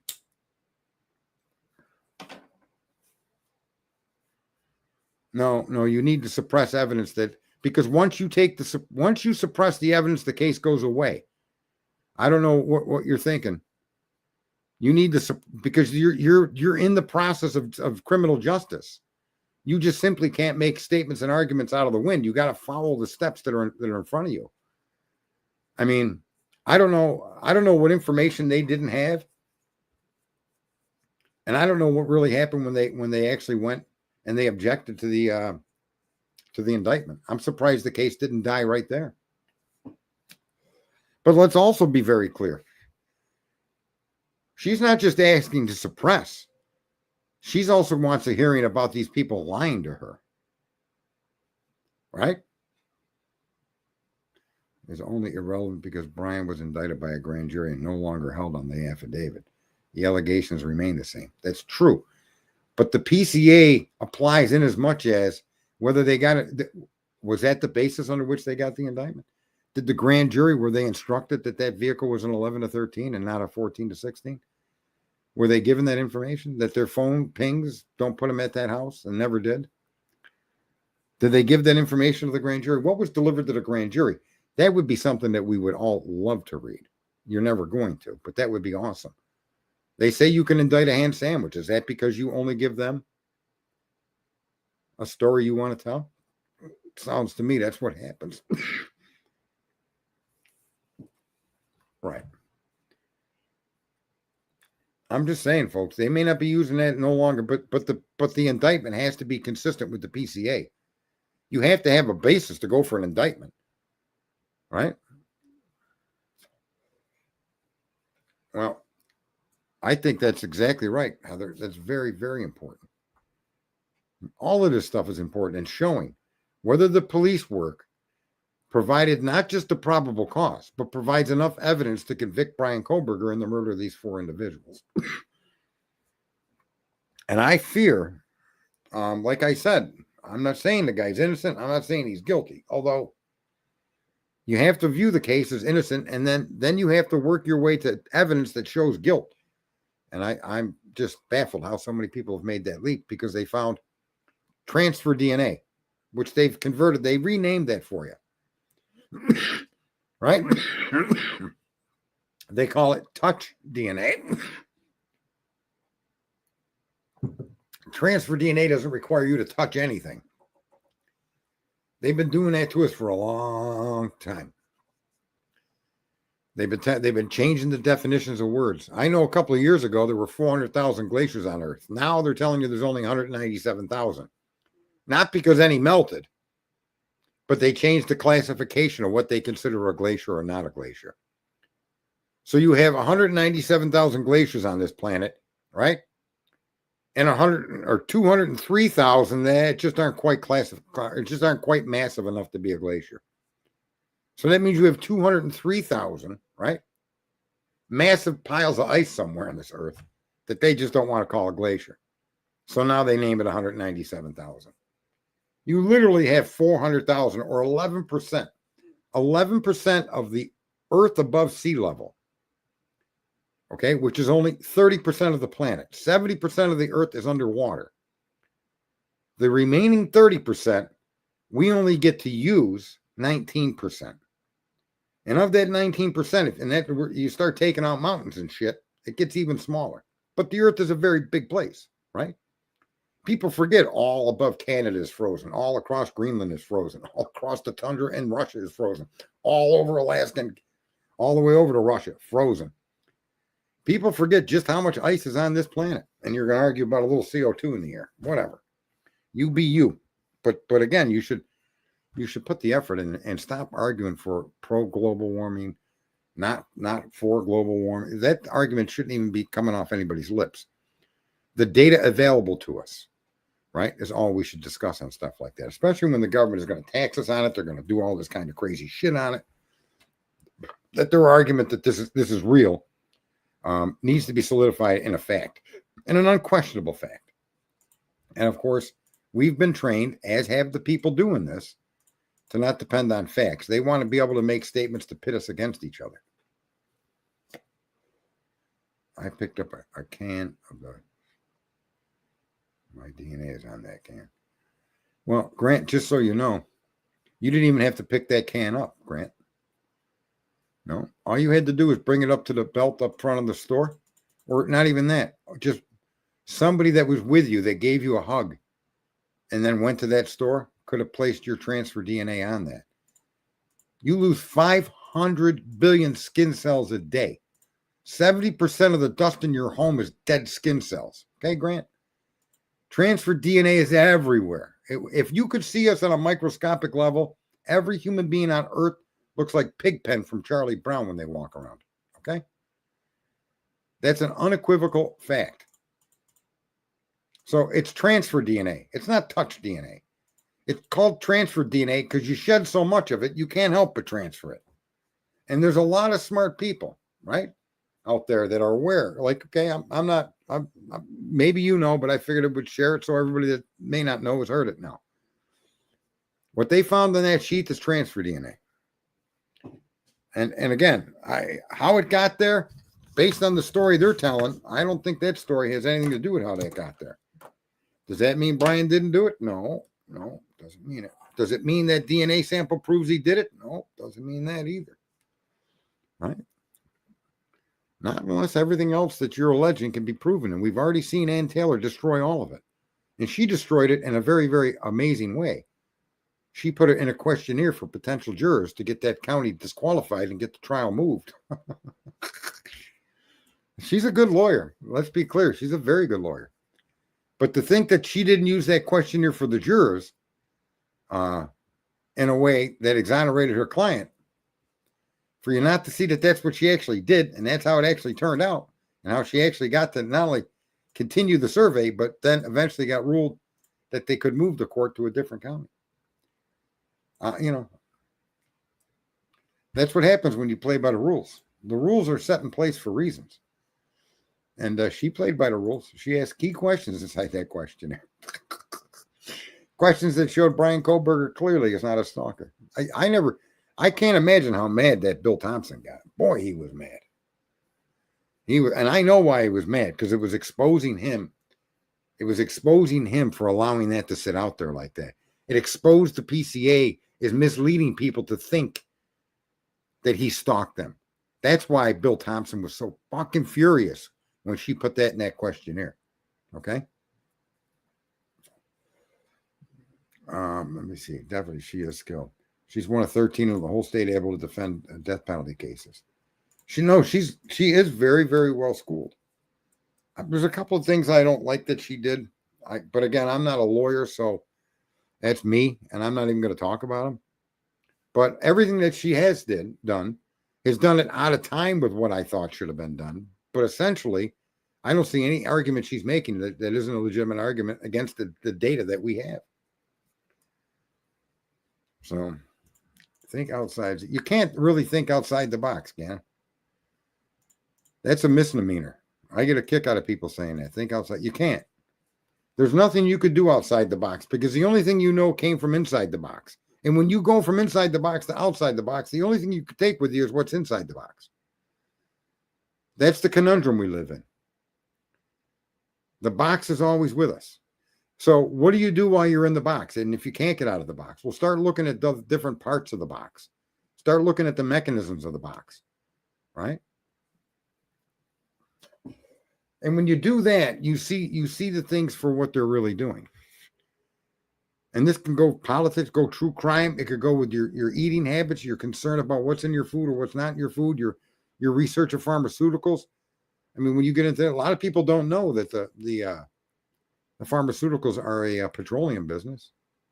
And the reason we're so stuck on them has nothing to do with that. That's the best way to cure things. It's because the gentleman that was the biggest producer of petroleum when it first became a thing started donating to colleges and universities and pushing the petrochemical, because there's many chemicals that come from oil, and pushing that as a way to produce medicine to cure people or help people. And in some cases it does. I'm not saying it's something that should never have been looked at, but that's all that's ever looked at. And that's where we fail when it comes to healthcare, right? So, there's a whole bunch of other things we can look at inside the box that really deserve a good looking at and really deserve a good talking about. Let's see. Able to survey the other areas.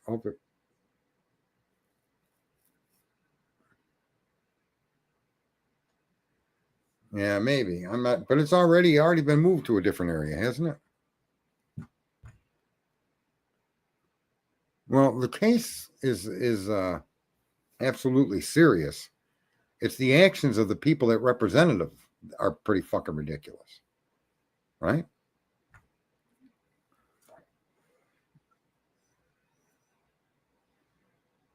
Yeah, no, they're our representatives that enforce the law and then try the law and rule on the law we're in bad shape.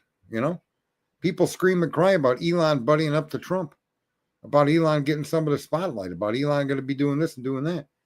And nobody pays any attention to the other billionaires that put in every prosecutor that went after Trump, every prosecutor that exaggerated and made up and contorted the law to make this guy look like a criminal.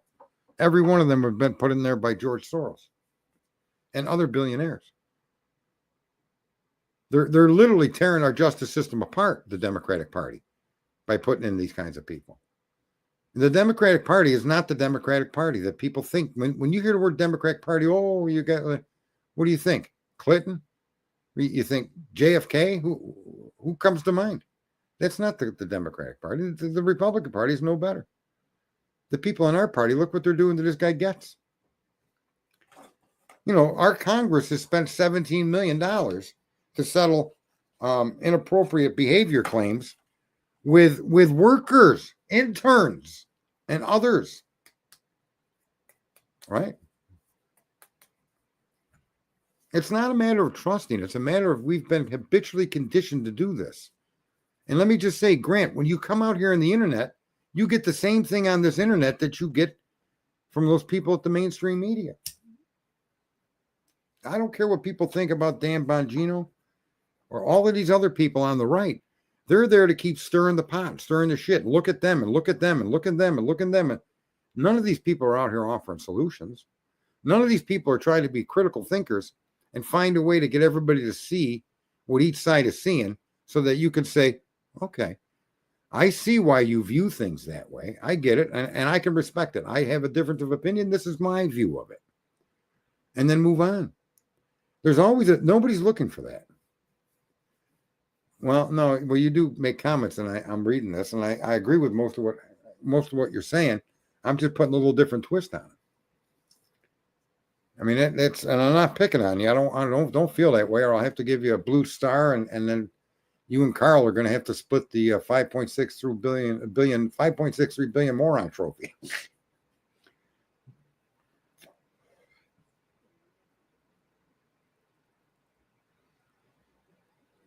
I think.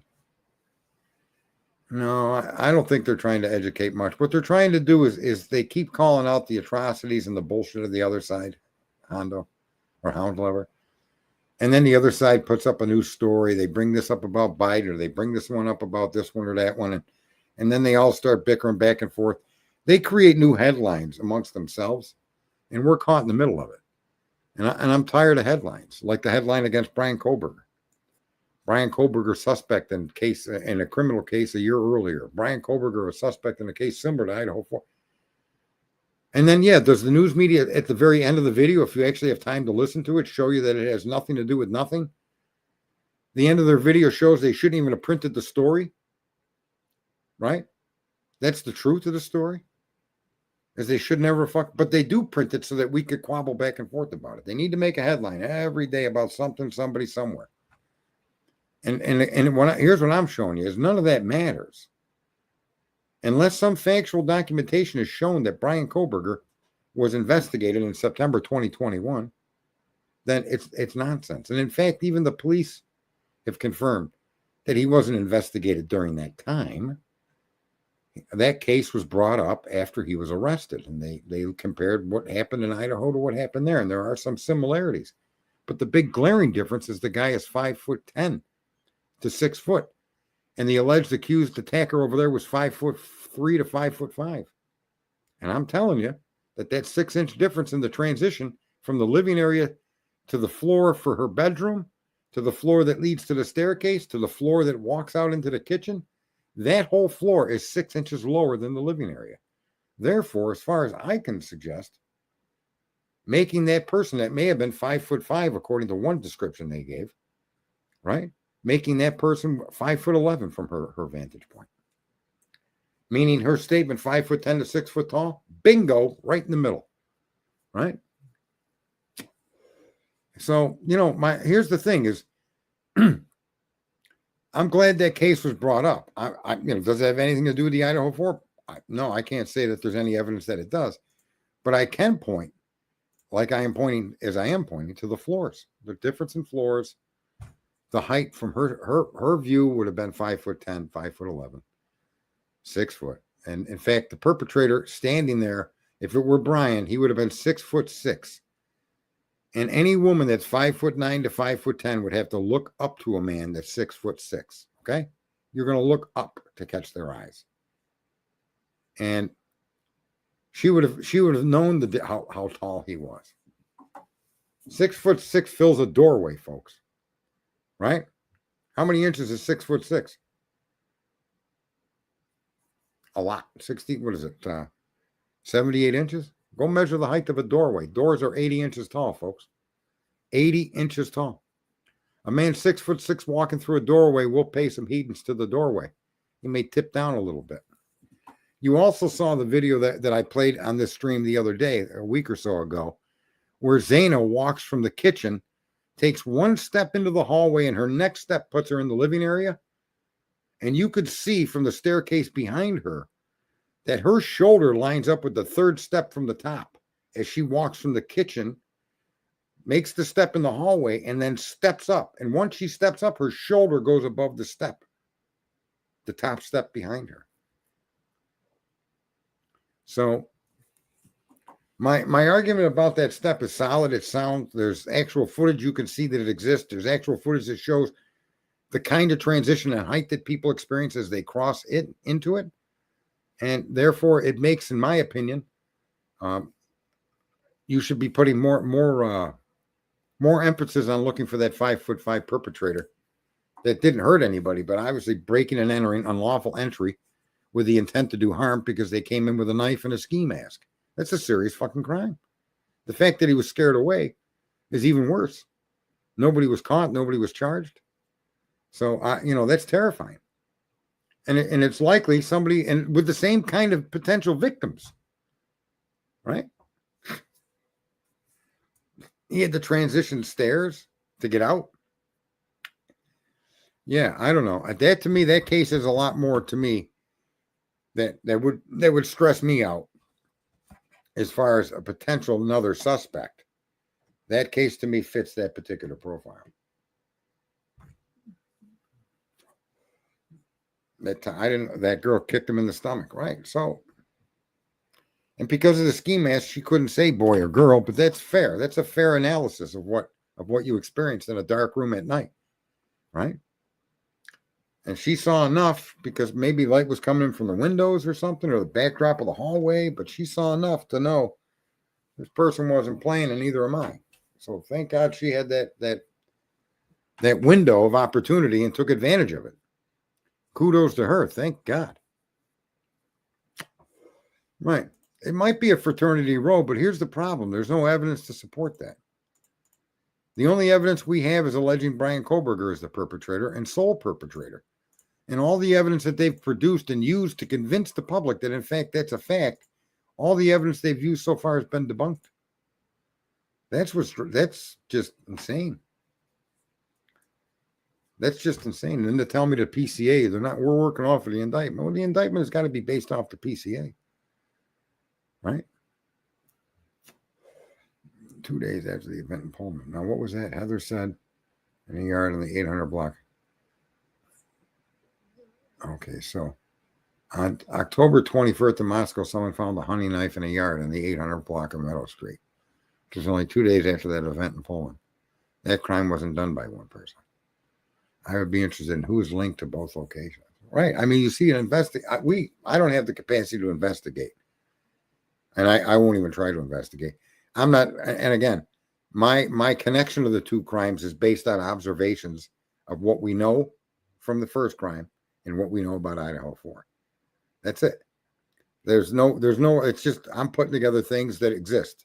That doesn't mean that they're true.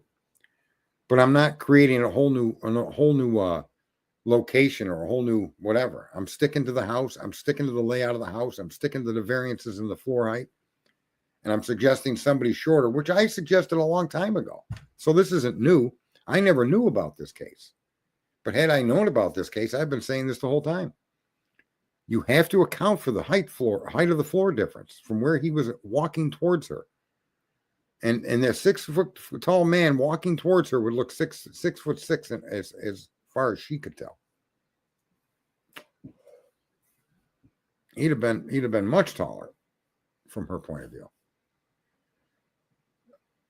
What do you think's going on with Floyd's cannabis shop there, Grant? Who is linked to both locations? Right. If I was in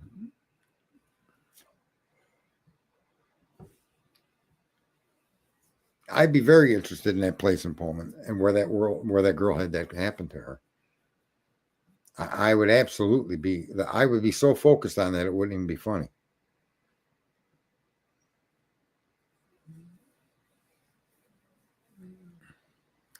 Well, where's Floyd's cannabis shop in relation to King/Queen Road, 1122? How far is the cannabis shop from there?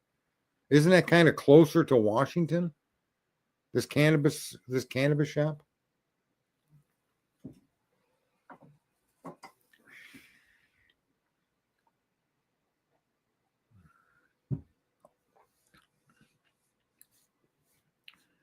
What do you got there, Grant? I've never been or seen a case that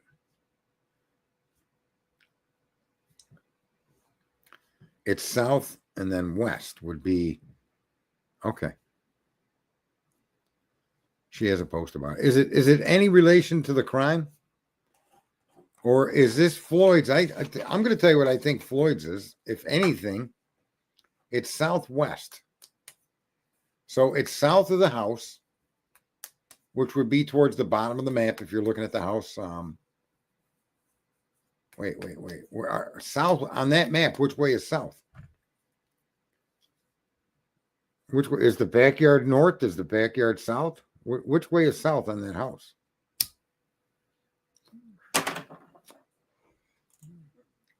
Okay, so Floyd's is in Washington.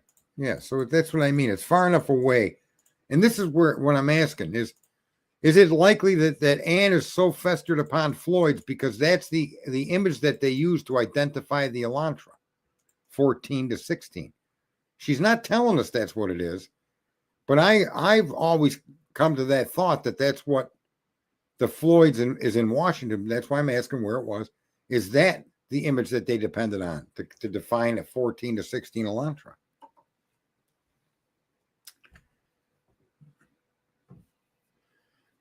Okay. All right, good. But you heard my other point that it seems to me this is probably the photograph they depended on the wrong road going the wrong way at the wrong time. That in fact that this Pullman Moscow highway with this marijuana place on it, right? Maybe where she's saying the FBI depended on that image to identify the 14 to 16. Because I'll never forget that motion. I thought that was funny. The FBI relied on an image of a car going the wrong way at the wrong time on the wrong road.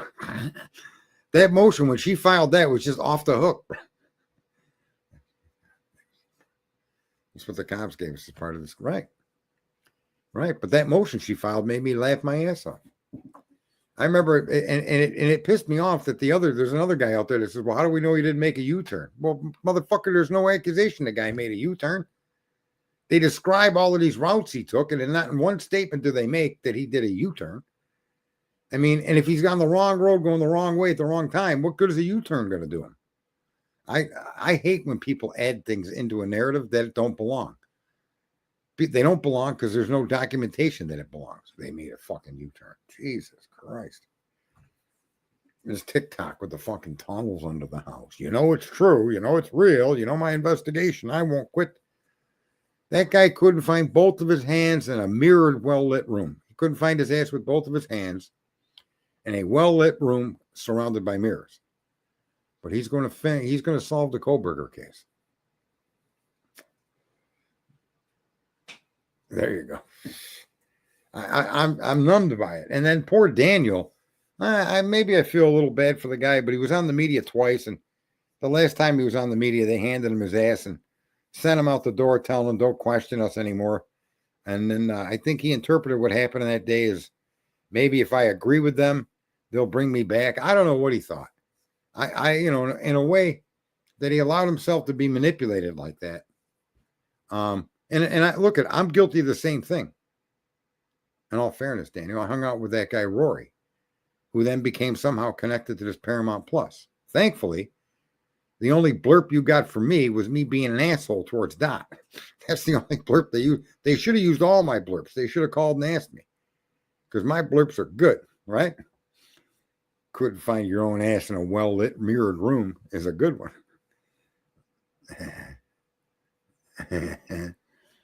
I haven't seen you since Cluminati days. No, I'm still out there. Cletus is usually my co-host in here. A name by which doesn't belong to him, but that I assigned to him. And I gave him my consent to stick to it. And he's been Cletus ever since. Fucking Cletus. Yeah, I seen that too. I talked with him before the documentary. I said, and I told him I don't want to be a part of anything. If that's what you're doing, it's none of my business, but I don't want to be a part of it. You should have told me that. I said, and when you come back, hello again. Yeah, I'm killing the evening here. I said, when you come back to YouTube, if you come back, yeah, I'm coming back. I got a lot of followers. Well, it took a long time. But I said, when he come back, as long as he's not doing this shit, call me. And he never called me. Now, I don't know why.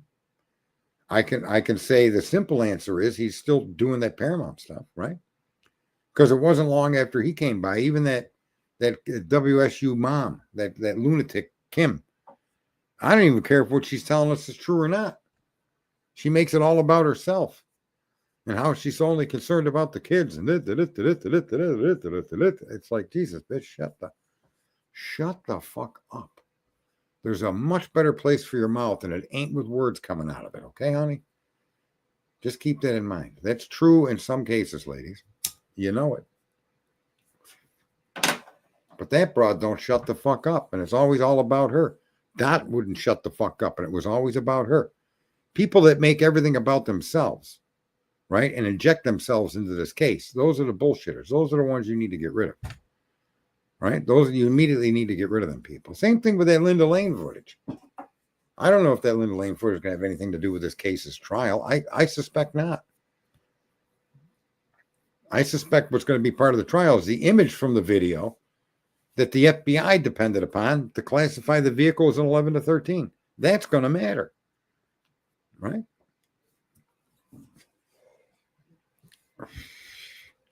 So we're going to have to see how all of that comes out. But I don't even know if we're going to, like someone said this earlier, this may not make it to trial. I'm not sure that it won't make it to trial. That's, at this point, it's up to the prosecution. I don't think the judge, right? They scheduled a jury trial. So if she suppresses and all this evidence collapses, then I don't know that the judge makes that decision. It's up to the prosecution because they have the prerogative. Document discuss Floyd's. What is that? I can't click on that for whatever reason. Or can I? Maybe I can on YouTube. Hang on.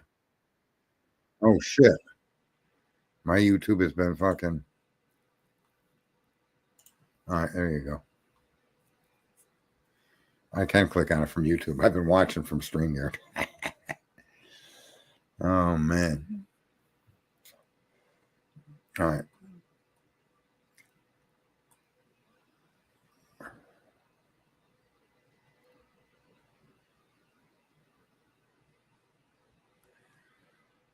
My mobile device did not travel east on Moscow Pole Highway in the early morning hours of 13, and thus could not be the vehicle captured on the video.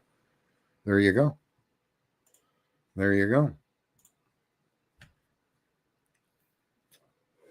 Right, they're demanding this alibi, and the alibi is going to be the police and the evidence that they provided to a court to get the guy indicted and throw him in jail like some animal, and accuse tell the whole world this guy did it. Right. Second page, fourth paragraph. Let me see. First page, second.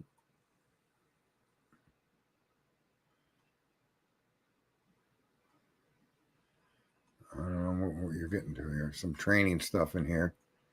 Undercover operations. What is this? There's all Cy stuff in here. Second page, fourth paragraph. Hang on. Where did it go? There it is. Let me go up to page 2. Where does it tell me what page I'm on? It should tell me. Oh, there's page 4, page 3, page 2.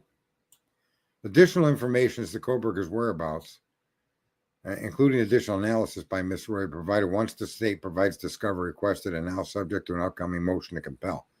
If not disclosed, Mr. Roy's testimony will also reveal that critical exculpatory evidence, further corroborating Koberger's alibi, was either not preserved or has been withheld. There you go. Thank you. What up, Susie High School? Anna Rodriguez. They took all the evidence and covered it. They are not being credible. So how is it right? Well, they don't have any evidence. All they have is exculpatory statements. Why? What is Steve G?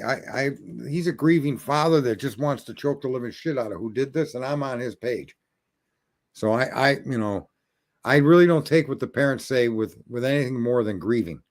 I view it through the lens of their grieving, and so the information they're giving us, unless it's like blatantly obvious because there's a documentation of it that we've already seen, I don't know where to go with it. I've extensively tracked the statements made by Steve. Yeah. Yeah, I'd be highly disappointed if I was Steve and the other surviving victims. They're all victims, all the family, all the children, cousins, relatives, friends, co-workers, they're all victims, man.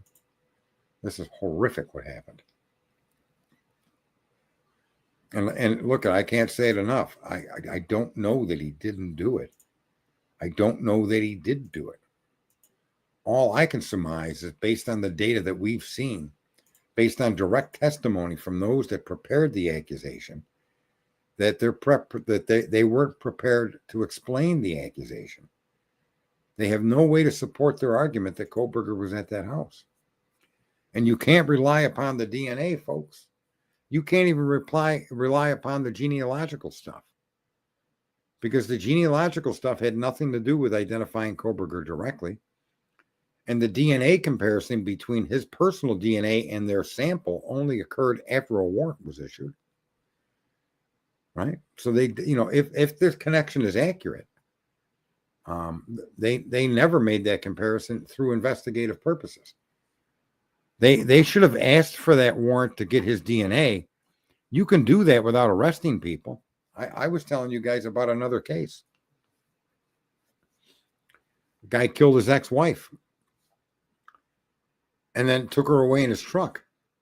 And during the course of the early investigation, a neighbor had heard screaming and she was concerned, and she took her dog for a walk, and with her cell phone, she took a picture of a pickup truck at the victim's home in the driveway running. But she never saw anybody get in it or drive it or park. She had never saw any person connected to the truck.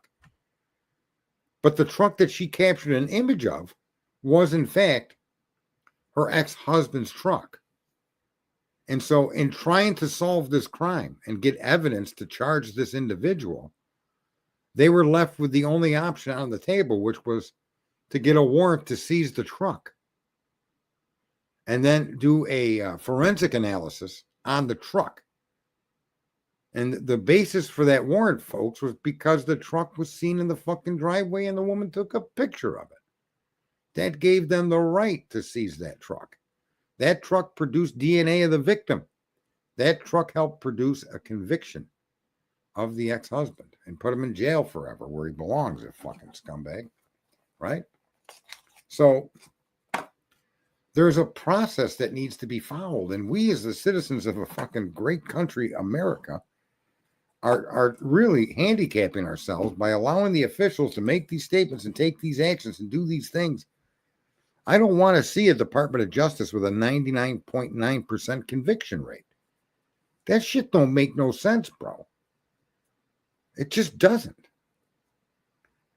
I don't care how great you think you are. How many of those cases that you actually got a conviction on were done according to the fucking laws, rules, and regulations of the Constitution and your whatever you swearing under oath to? How many of those cases are those convictions not lawfully put together as a case?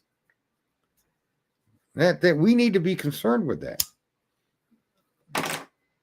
Look at, Kamala Harris. I put 1,500 people in jail. Yeah, they were all small drug users, mostly marijuana convictions. Yeah, and and then she gets to run for state senator. I mean, they all pat themselves on the back, and all they're doing is corrupt. It's self-aggrandizing. It's self-promotion. It's the most selfish thing you shouldn't be doing in public service. None of these police should be making these leaps of faith, and none of us should be deciding, well, they must have got wrong their identity of the car. The FBI guy must have mistook it. They didn't mean that. They said that just to trick the perpetrator. When you got to create fucking stories that can't be verified to try to change what your actual reality is, the reality is an 11 to 13. That's the reality we lived in. And then you got to make all these jumps and analysis, and you got to inject shit, impugn that cop, yet you refuse to look at the actions of the other cops that assembled the PCA. But you're quick to impugn the FBI agent that identified the car, because by doing that, you can decide that Brian's Kohlberger car was the car that was involved in that crime, and that means that Brian did it. I mean, that's how people put things together. It's almost like, are you mentally retarded? Are you mentally retarded? It's okay if the car around the house is 11 to 13 and Brian drives a 14 to 16. Still don't make him innocent, you mental retard. It doesn't make him innocent at all. It's another mystery you have to solve. You have to now place him in that car. If that car that Dylan Mortensen anchors to the crime, Dylan Mortensen makes that car a fucking witness to the crime. Her timeline and her story and her phone downloads, including Bethany's, make that car relevant to that crime. Or the biggest fucking coincidence on earth, right? So relax. It's an 11 to 13. Now you need to put Brian in it. That's all. It's not that fucking complicated, folks. You need to either put him in it or you can't put him in it. And at that point, you need now to keep investigating the guy. You need now to catch his car. You need now to go to get a grand jury seated. You can seat a grand jury and start accusing people of stuff without them ever being the wiser. They do that in RICO cases all the time. This is a four homicides.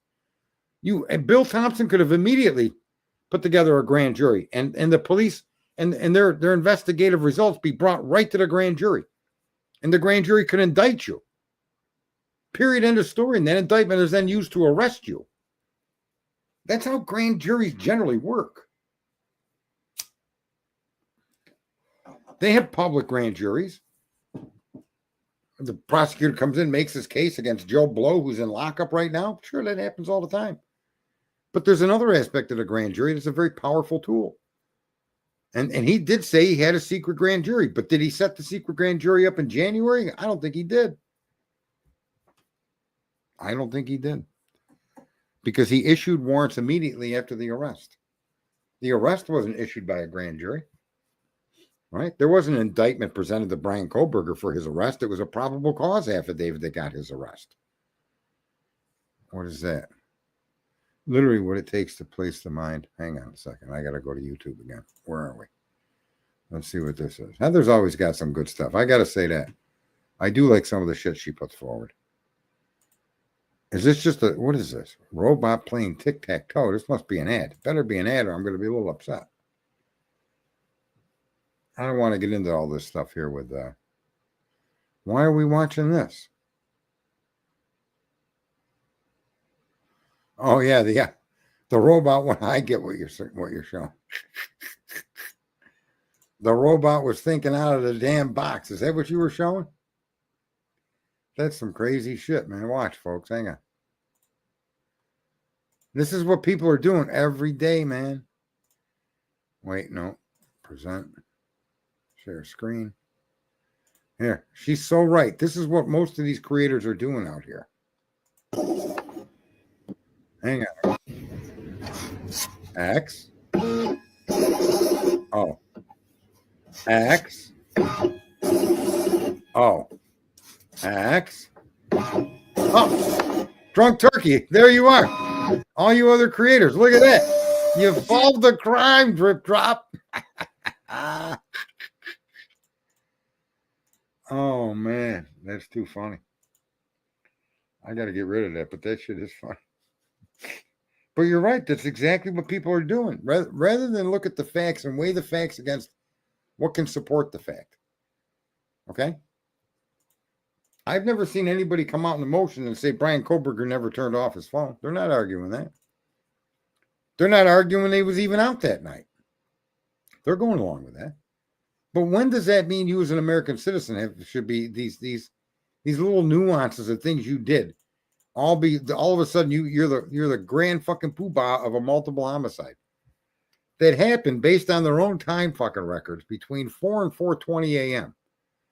Okay, but may or may not been occurring during 4:12 a.m. Right when Santa was last known to be on TikTok, and we don't know what was happening between 4 and 4:12 a.m. because Xana was given I don't know, an Uber or something, or some kind of food delivery, right? So the whole fucking PCA is insane, right? She got a delivery from DoorDash around 4 a.m. And then the last known TikTok at 4:12 a.m. Well, somewhere in the midst of all of this, she lost her life in a horrific way. And that loss of life ended when that car zoomed away at 4:20 in the morning at a high rate of speed. That's their story. I'm open to any other scenario. But unlike this story, any other scenario better have some evidence that's really sound. And I don't have to bring in, that's the problem with so many of these court cases too, man. Because people just don't know how to think. And they do know how to think, but they for whatever reason are just baited off to think about what really isn't important. It's not important to know if Brian Koberger is the committed criminal in this case or not. That's an unknowable. It's like trying to figure out if there's life in the universe. And really, there's only one way to do that. You really have to look, right? And when you take the information, if the information provided to arrest Brian Koberger was an argument that proves there's life on other planets, those people would have been laughed out of the country. They'd have been humiliated. If what they claim Brian Koberger did, based on the data they're giving the court, proves he committed 4 murders, if you were to turn that around to say that type of data and that limited basis with all of those holes proves life on a different planet, well, you go ahead and you believe that, and then you go argue about other people, whether that's what that means or not, because that's what everybody's been doing. It's just fucking insane. And because what they've given you isn't complete, you then decide you're going to look at all kinds of different stuff. You're going to go look at the DoorDash. You're going to go look at the driveway. You're going to go look at a car. You're going to look at a video. You're going to look at the backgrounds. You're going to talk about the sororities. You're going to connect it to this. You're going to have parachutes. You're going to have 180-pound men jumping from tree limbs the size of a fucking pencil onto a narrow walkway, make no noise, open a window, not disturb any of the items in the window, get through the blinds, go and commit 2 horrific murders. Maybe they helped you into the window. I don't understand this guy's philosophy, how he got in through a window. But that's what we spend. These people are all spending their time on it, and it seems like I don't even know, man. I guess maybe getting your balls tickled is something, but I'd rather have a little more to my balls than just being tickled. I could tickle my own balls, okay? If they're out, there's more to do. And yet, nobody seems to go on past tickling their balls. They get their balls tickled, they're happy. And you too, ladies, you're the same way. It's just fucking ridiculous. Parachutes and trees and tunnels and blood on a roof. And that guy's going to solve the fucking crime. Daniel's got him guilty. Daniel doesn't have any more information that he's guilty than we do. None. Not a single drop more. And yet, that was a month ago. I got to see here. I'm not going to go in. But Harsh had something about the FBI that was very potent. Harsh reality. And kudos to him. When it comes to the description of the car and something else the FBI did, he's right on top of that. He's got it dead right. And that's cool. But, yeah. All right, folks. I'm going to call this one a night. It's only been a couple hours, right? What the hell? Let me see. Anything else? Any other comments anybody wants to make? Where's Carl Ferguson? I can't believe Carl didn't come in.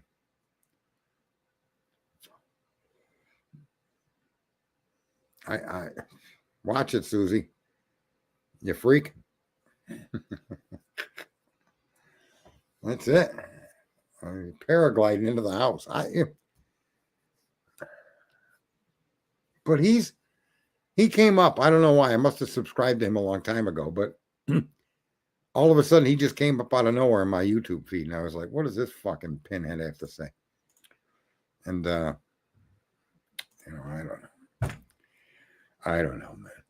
Don't stop now, says Grant. Well, give me another topic. Bring something up that's fucking valid or relevant.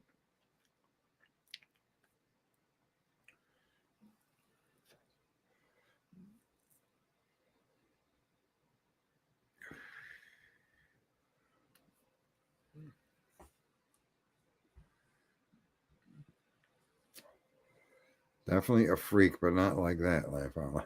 Well, you're the one that wrote it. Watch out. Watch out. You better be older than a high school girl. We don't want any of that in here. None of this or that. Not with underage people. Not even talk of it. Oh, boy. What do we got here on YouTube? Anthony, someone's got right-wing DEI. I don't know what that's all about. Let me see what I got here on YouTube, if I'm even being shown. Nah. After a couple hours, they just toss your ass.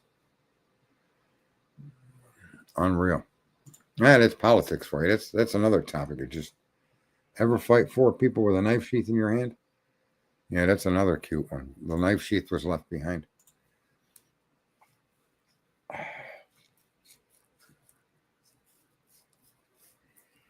It's very improbable. It really is improbable. Some of the things that they've shown. That's like asking a guy when you went in to shoot those people, did you keep your bullets in the pocket and load the gun once you got in there? That's really the ignorance of having you got to enter a home illegally. You're going in there with the intent to murder people, right? Obviously, that's what the outcome was. You went in there equipped to do so with a lethal weapon called a K-bar. And then go attack people with the blade, not the blade in the sheath, but the blade out of the sheath. What did you do? Did you pull the blade out and say, "Excuse me, ladies," and set the sheath down between them?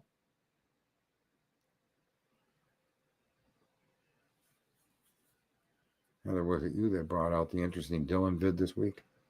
I did a big one on Dylan. Who enters a house and takes people's lives with a knife that is sheathed? It's like keeping your guns in your pockets. Really, I could see going into a house without a gun holster, but I can't see going into a house with a gun and a holster, and the holster gets left behind. That just doesn't really make much sense. The whole sheath is designed to be held on by a man's belt. A belt. I don't care what he was wearing. If the sheath and the knife were one unit outside of the house, then that one unit should have been attached to the perpetrator. Even if he wore Dickies, you put the belt on the outside of the Dickies, and the knife is held in the sheath. Now you got both hands to enter the property. What do you think he did? Maybe he took the knife from the sheath and stuck it in his front pocket. Or maybe he didn't have on Dickies and he stuck it in the, in his waistband. But you're entering a house illegally. You don't know what's on the other side of that door, even if it's a sliding glass door. You don't know what noise you're going to make or not make. You don't know nothing when you're doing that. I'm telling you, you're careful as a fucking church mouse. Nobody kicked in the door. You didn't find any damaged property over there. Windows weren't broken out. Doors weren't off their hinges. The door wasn't off its track. That sliding glass door wasn't lifted up and removed. You have to, this stuff it matters when you observe the crime scene. To me, that crime scene denotes that the perpetrator was in the property the whole time. To me, what I see is a crime scene that suggests that the person that committed the violence was in the house before, during, and after the crime. And then I still suspect never left the house. That's my suspicion. Okay? Or if the person left the house, it was with the aid of an occupant in the home. Do you follow me? That crime scene doesn't tell me an outside intruder. It just doesn't. You can't have all of that stuff in order like that. There isn't a broken door, a jimmied lock anywhere. You didn't have to kick in a bedroom door anywhere. How did that happen? We all know those doors were locked. Even Dylan tells us she closed her door and locked it. Those are things that you can actually have a discussion about. And it's a sensible discussion because we have facts to tell us that this is what happened. What is that? But what does that paint a picture of when you see a crime scene like that?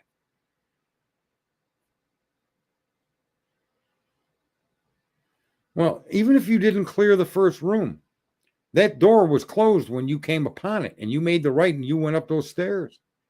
You committed whatever heinous act you were going to commit.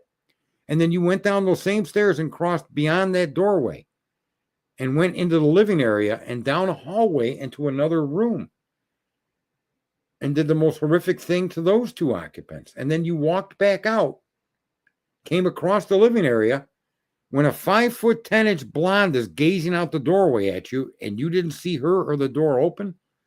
So many of these creators say she peeked out her door. Motherfucker, who peeks out of their own door? When you listen to what she says was going through her head that night, she thought someone was playing with the dog. She thought people were being loud. She didn't open that door because she thought there'd been murders, according to her. So why would she peek out of her bedroom door?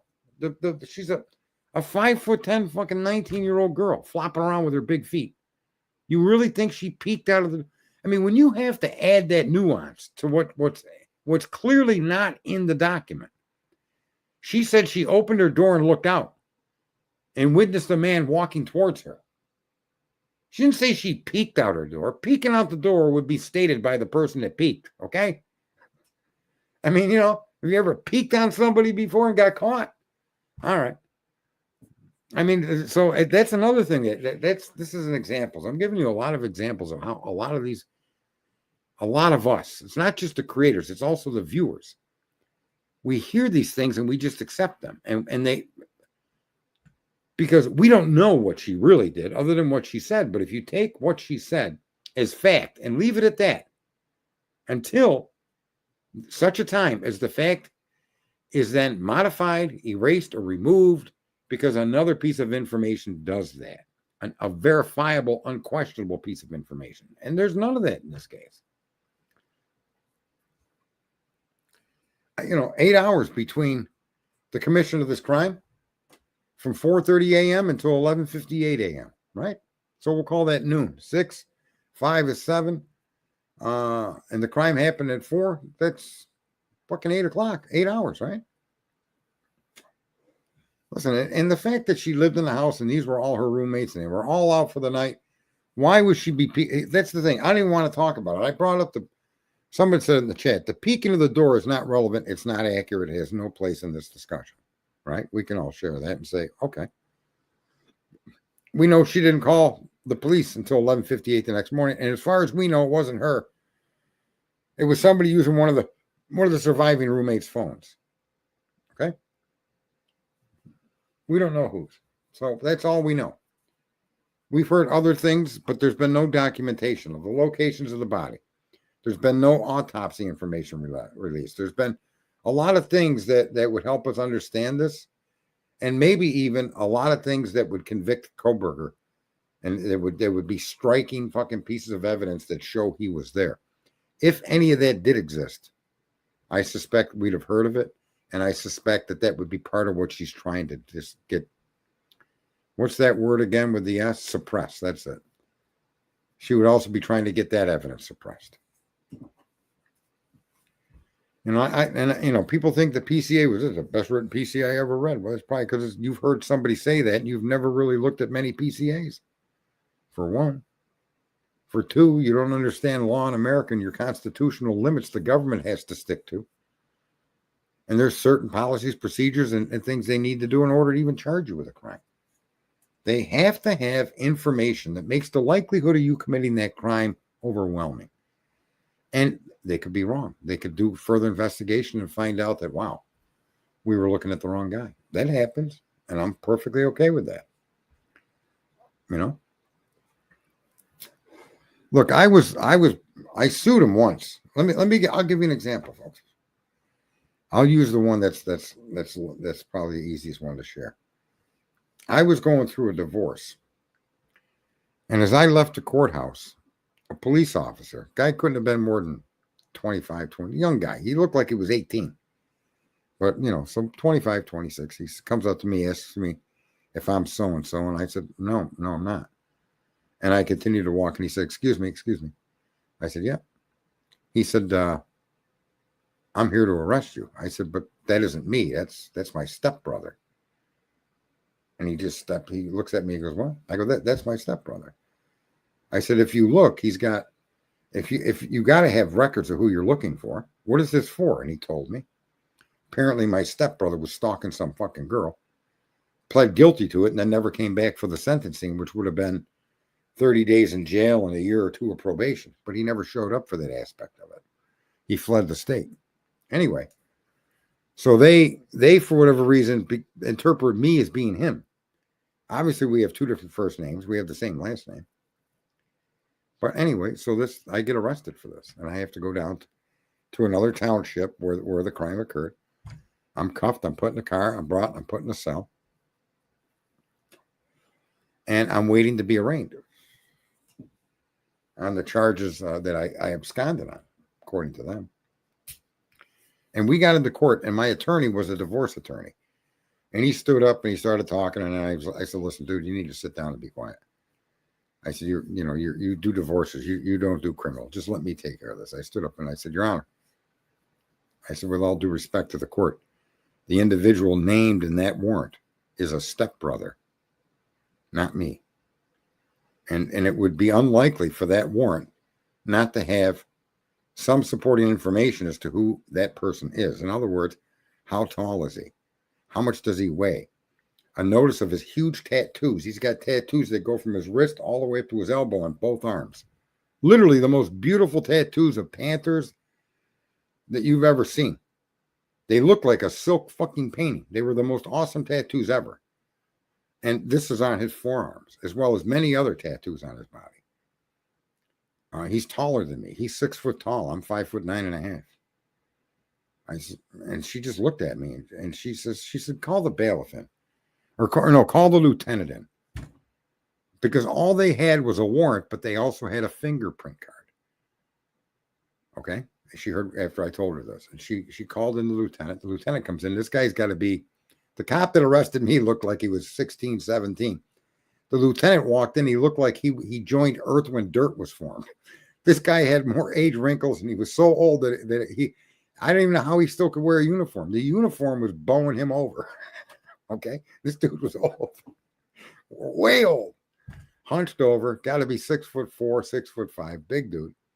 Comes over to me and he says, show me your thumb. I go, what? And he just grabs my hand. He says, stick out your thumb. And I stick out my thumb and he looks. He goes, Your Honor, this is not the same suspect. The suspect And the fingerprint card has a double warble in his thumbprint. This gentleman does not. Can't be the same guy. He gives me back my hand and he starts shuffling away. And she calls him up to the bench and he explains it to her again. And she says, very good. She says, we apologize for the inconvenience. Bang, case dismissed. Well, they paid me $5,000 for that mistake. Just be aware.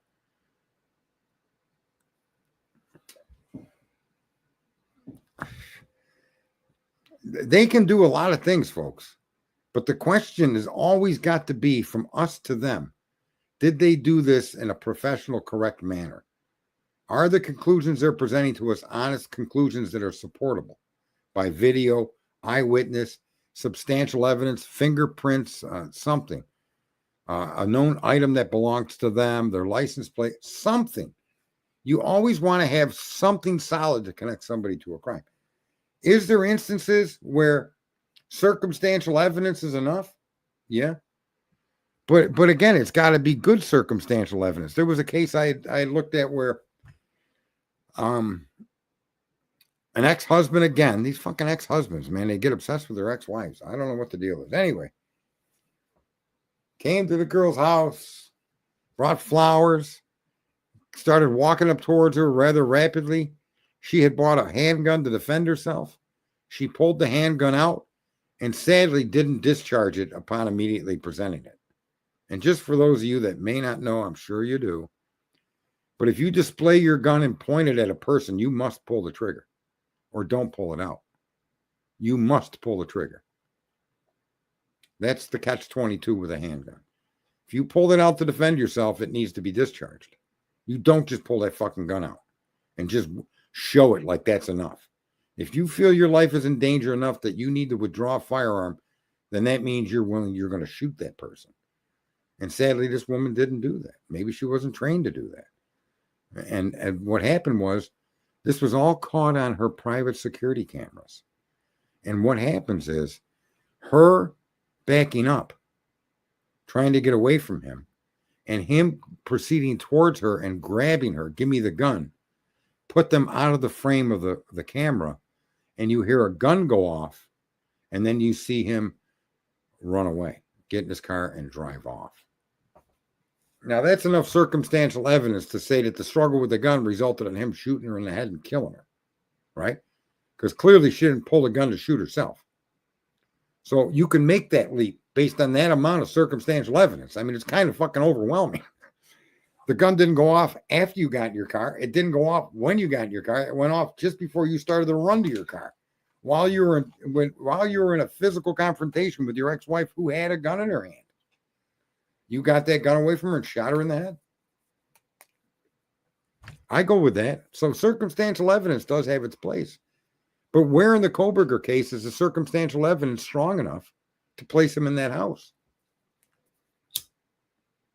And that's where the state has failed us. The state hasn't done their job. The state is wasting all of your time and resources. You're out here wasting all your time and brain power on nonsense, just like the state is doing. And yet you want to make fun of those Nancy Graces and those other reporters that come out with all these other stories. Well, that's everything you go to look at on the internet is exactly the same thing as the media. It's just being given to you by some goofball like me. Vanquished and corrupt with Stephen. Welcome. Advantage. Hey, what's up? So yeah, I just I don't know what to say, man. That's kind of where I've been actually, and all Dago, Cluminati, Cletus, all of the people that know me out here will tell you that I've always been trying to make this point that we waste so much valuable time chasing our own tails. Meanwhile, the real perpetrators are right in front of us, and we don't pay them no mind. If they tell us the sky is falling, we look up, regardless of what it is. Some of us will look up and say, oh, look, they're lying. But then you'll come out here on the internet where you think you're finding alternative news. And in some instances, that's absolutely true. So, fair enough. But in most instances, when it isn't stuck on a news headline that isn't solved quickly, right? Or it's what happens oftentimes is an example being a pipeline from Russia to Germany was blown up. And really, the only one that had a technical and a motive to do it was America. And we never really got told as the public that America actually did do that, which is a direct conflict with Russia, right? What the fuck are we doing? Why would our government do that? But and that story got buried from the next story to the next story to the next story to this story to that story. And you get inundated with all of these eye-catching, it's like an addiction to being outraged. Outrage is what causes us to be addicted to it, right? And then somehow we all think by coming into YouTube or other places, even Joe Rogan talks about a lot of nonsense. Yeah, there's key information that's come from some of the people that have been on the show. I don't discount that at all.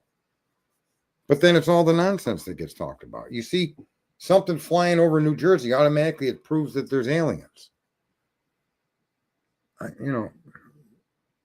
It's listen, if somebody's visiting us, right?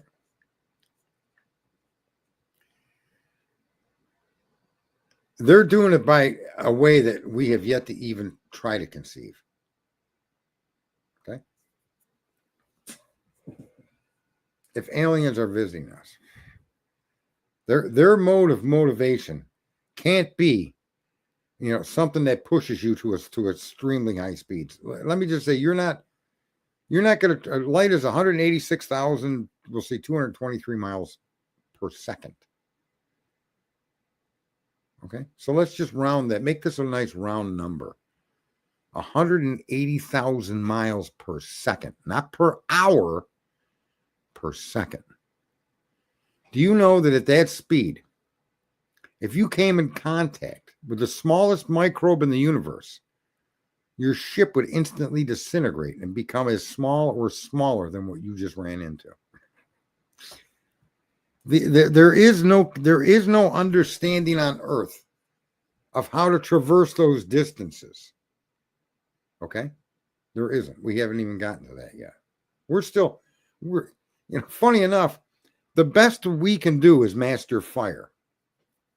If you want a little humility about humanity and where we are today, we've mastered fire, and we're becoming master of the elements of the planet.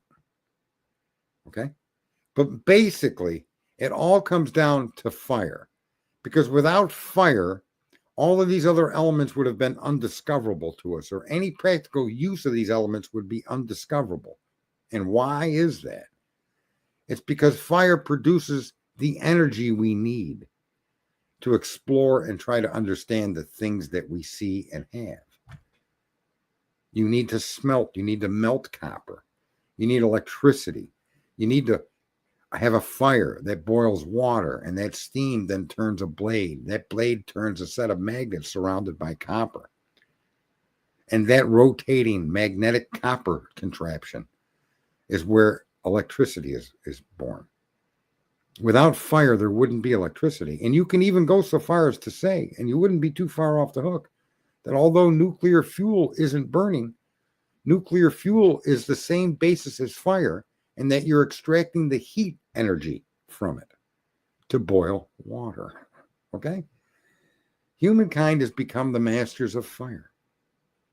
Look at, and I'll be the first to admit, there's no way the guy that started rubbing two sticks together to find fire and create fire in different places, when humanity first discovered fire and was able to put it to practical use, there's no way anybody envisioned jets flying through the air back then. I promise you that. Right? I mean, we've come a long way with the mastery of fire. And we need to go further. That's why, like, sometimes I talk with Cletus and other people that have got nothing to do with true crime or politics.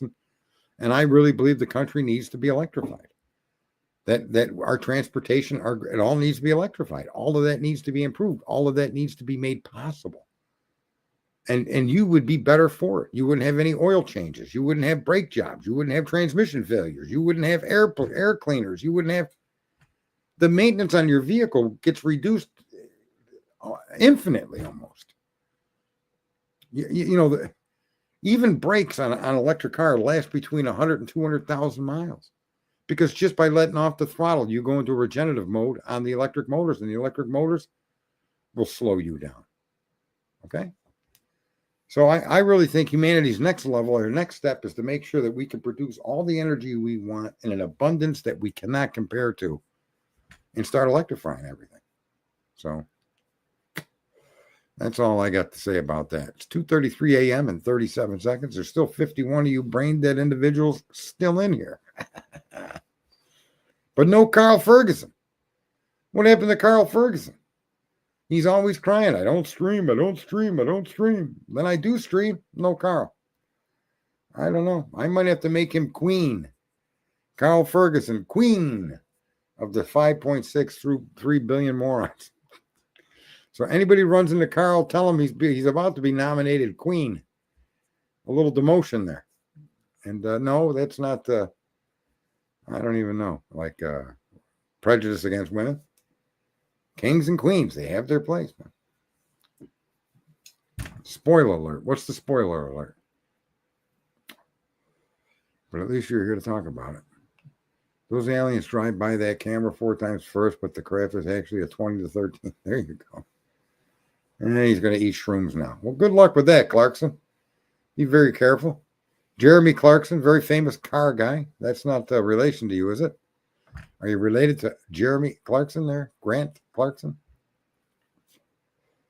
Probably not. I don't think Jeremy does shrooms, but, one never knows. Heather, thanks for the stuff you gave me.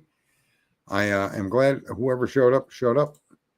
And I hope you get the point of the stream, which was, I can't remember because I've talked too much. So everybody be good. Today is only Thursday. What is today? It's actually Friday. Finally. It's Friday, December 27th. 24 is coming to a close, folks. Everyone have a good evening, a good night, good day. And we'll talk with you again. Live from the tower in Beijing. Your host, Sergeant Friday, signing off.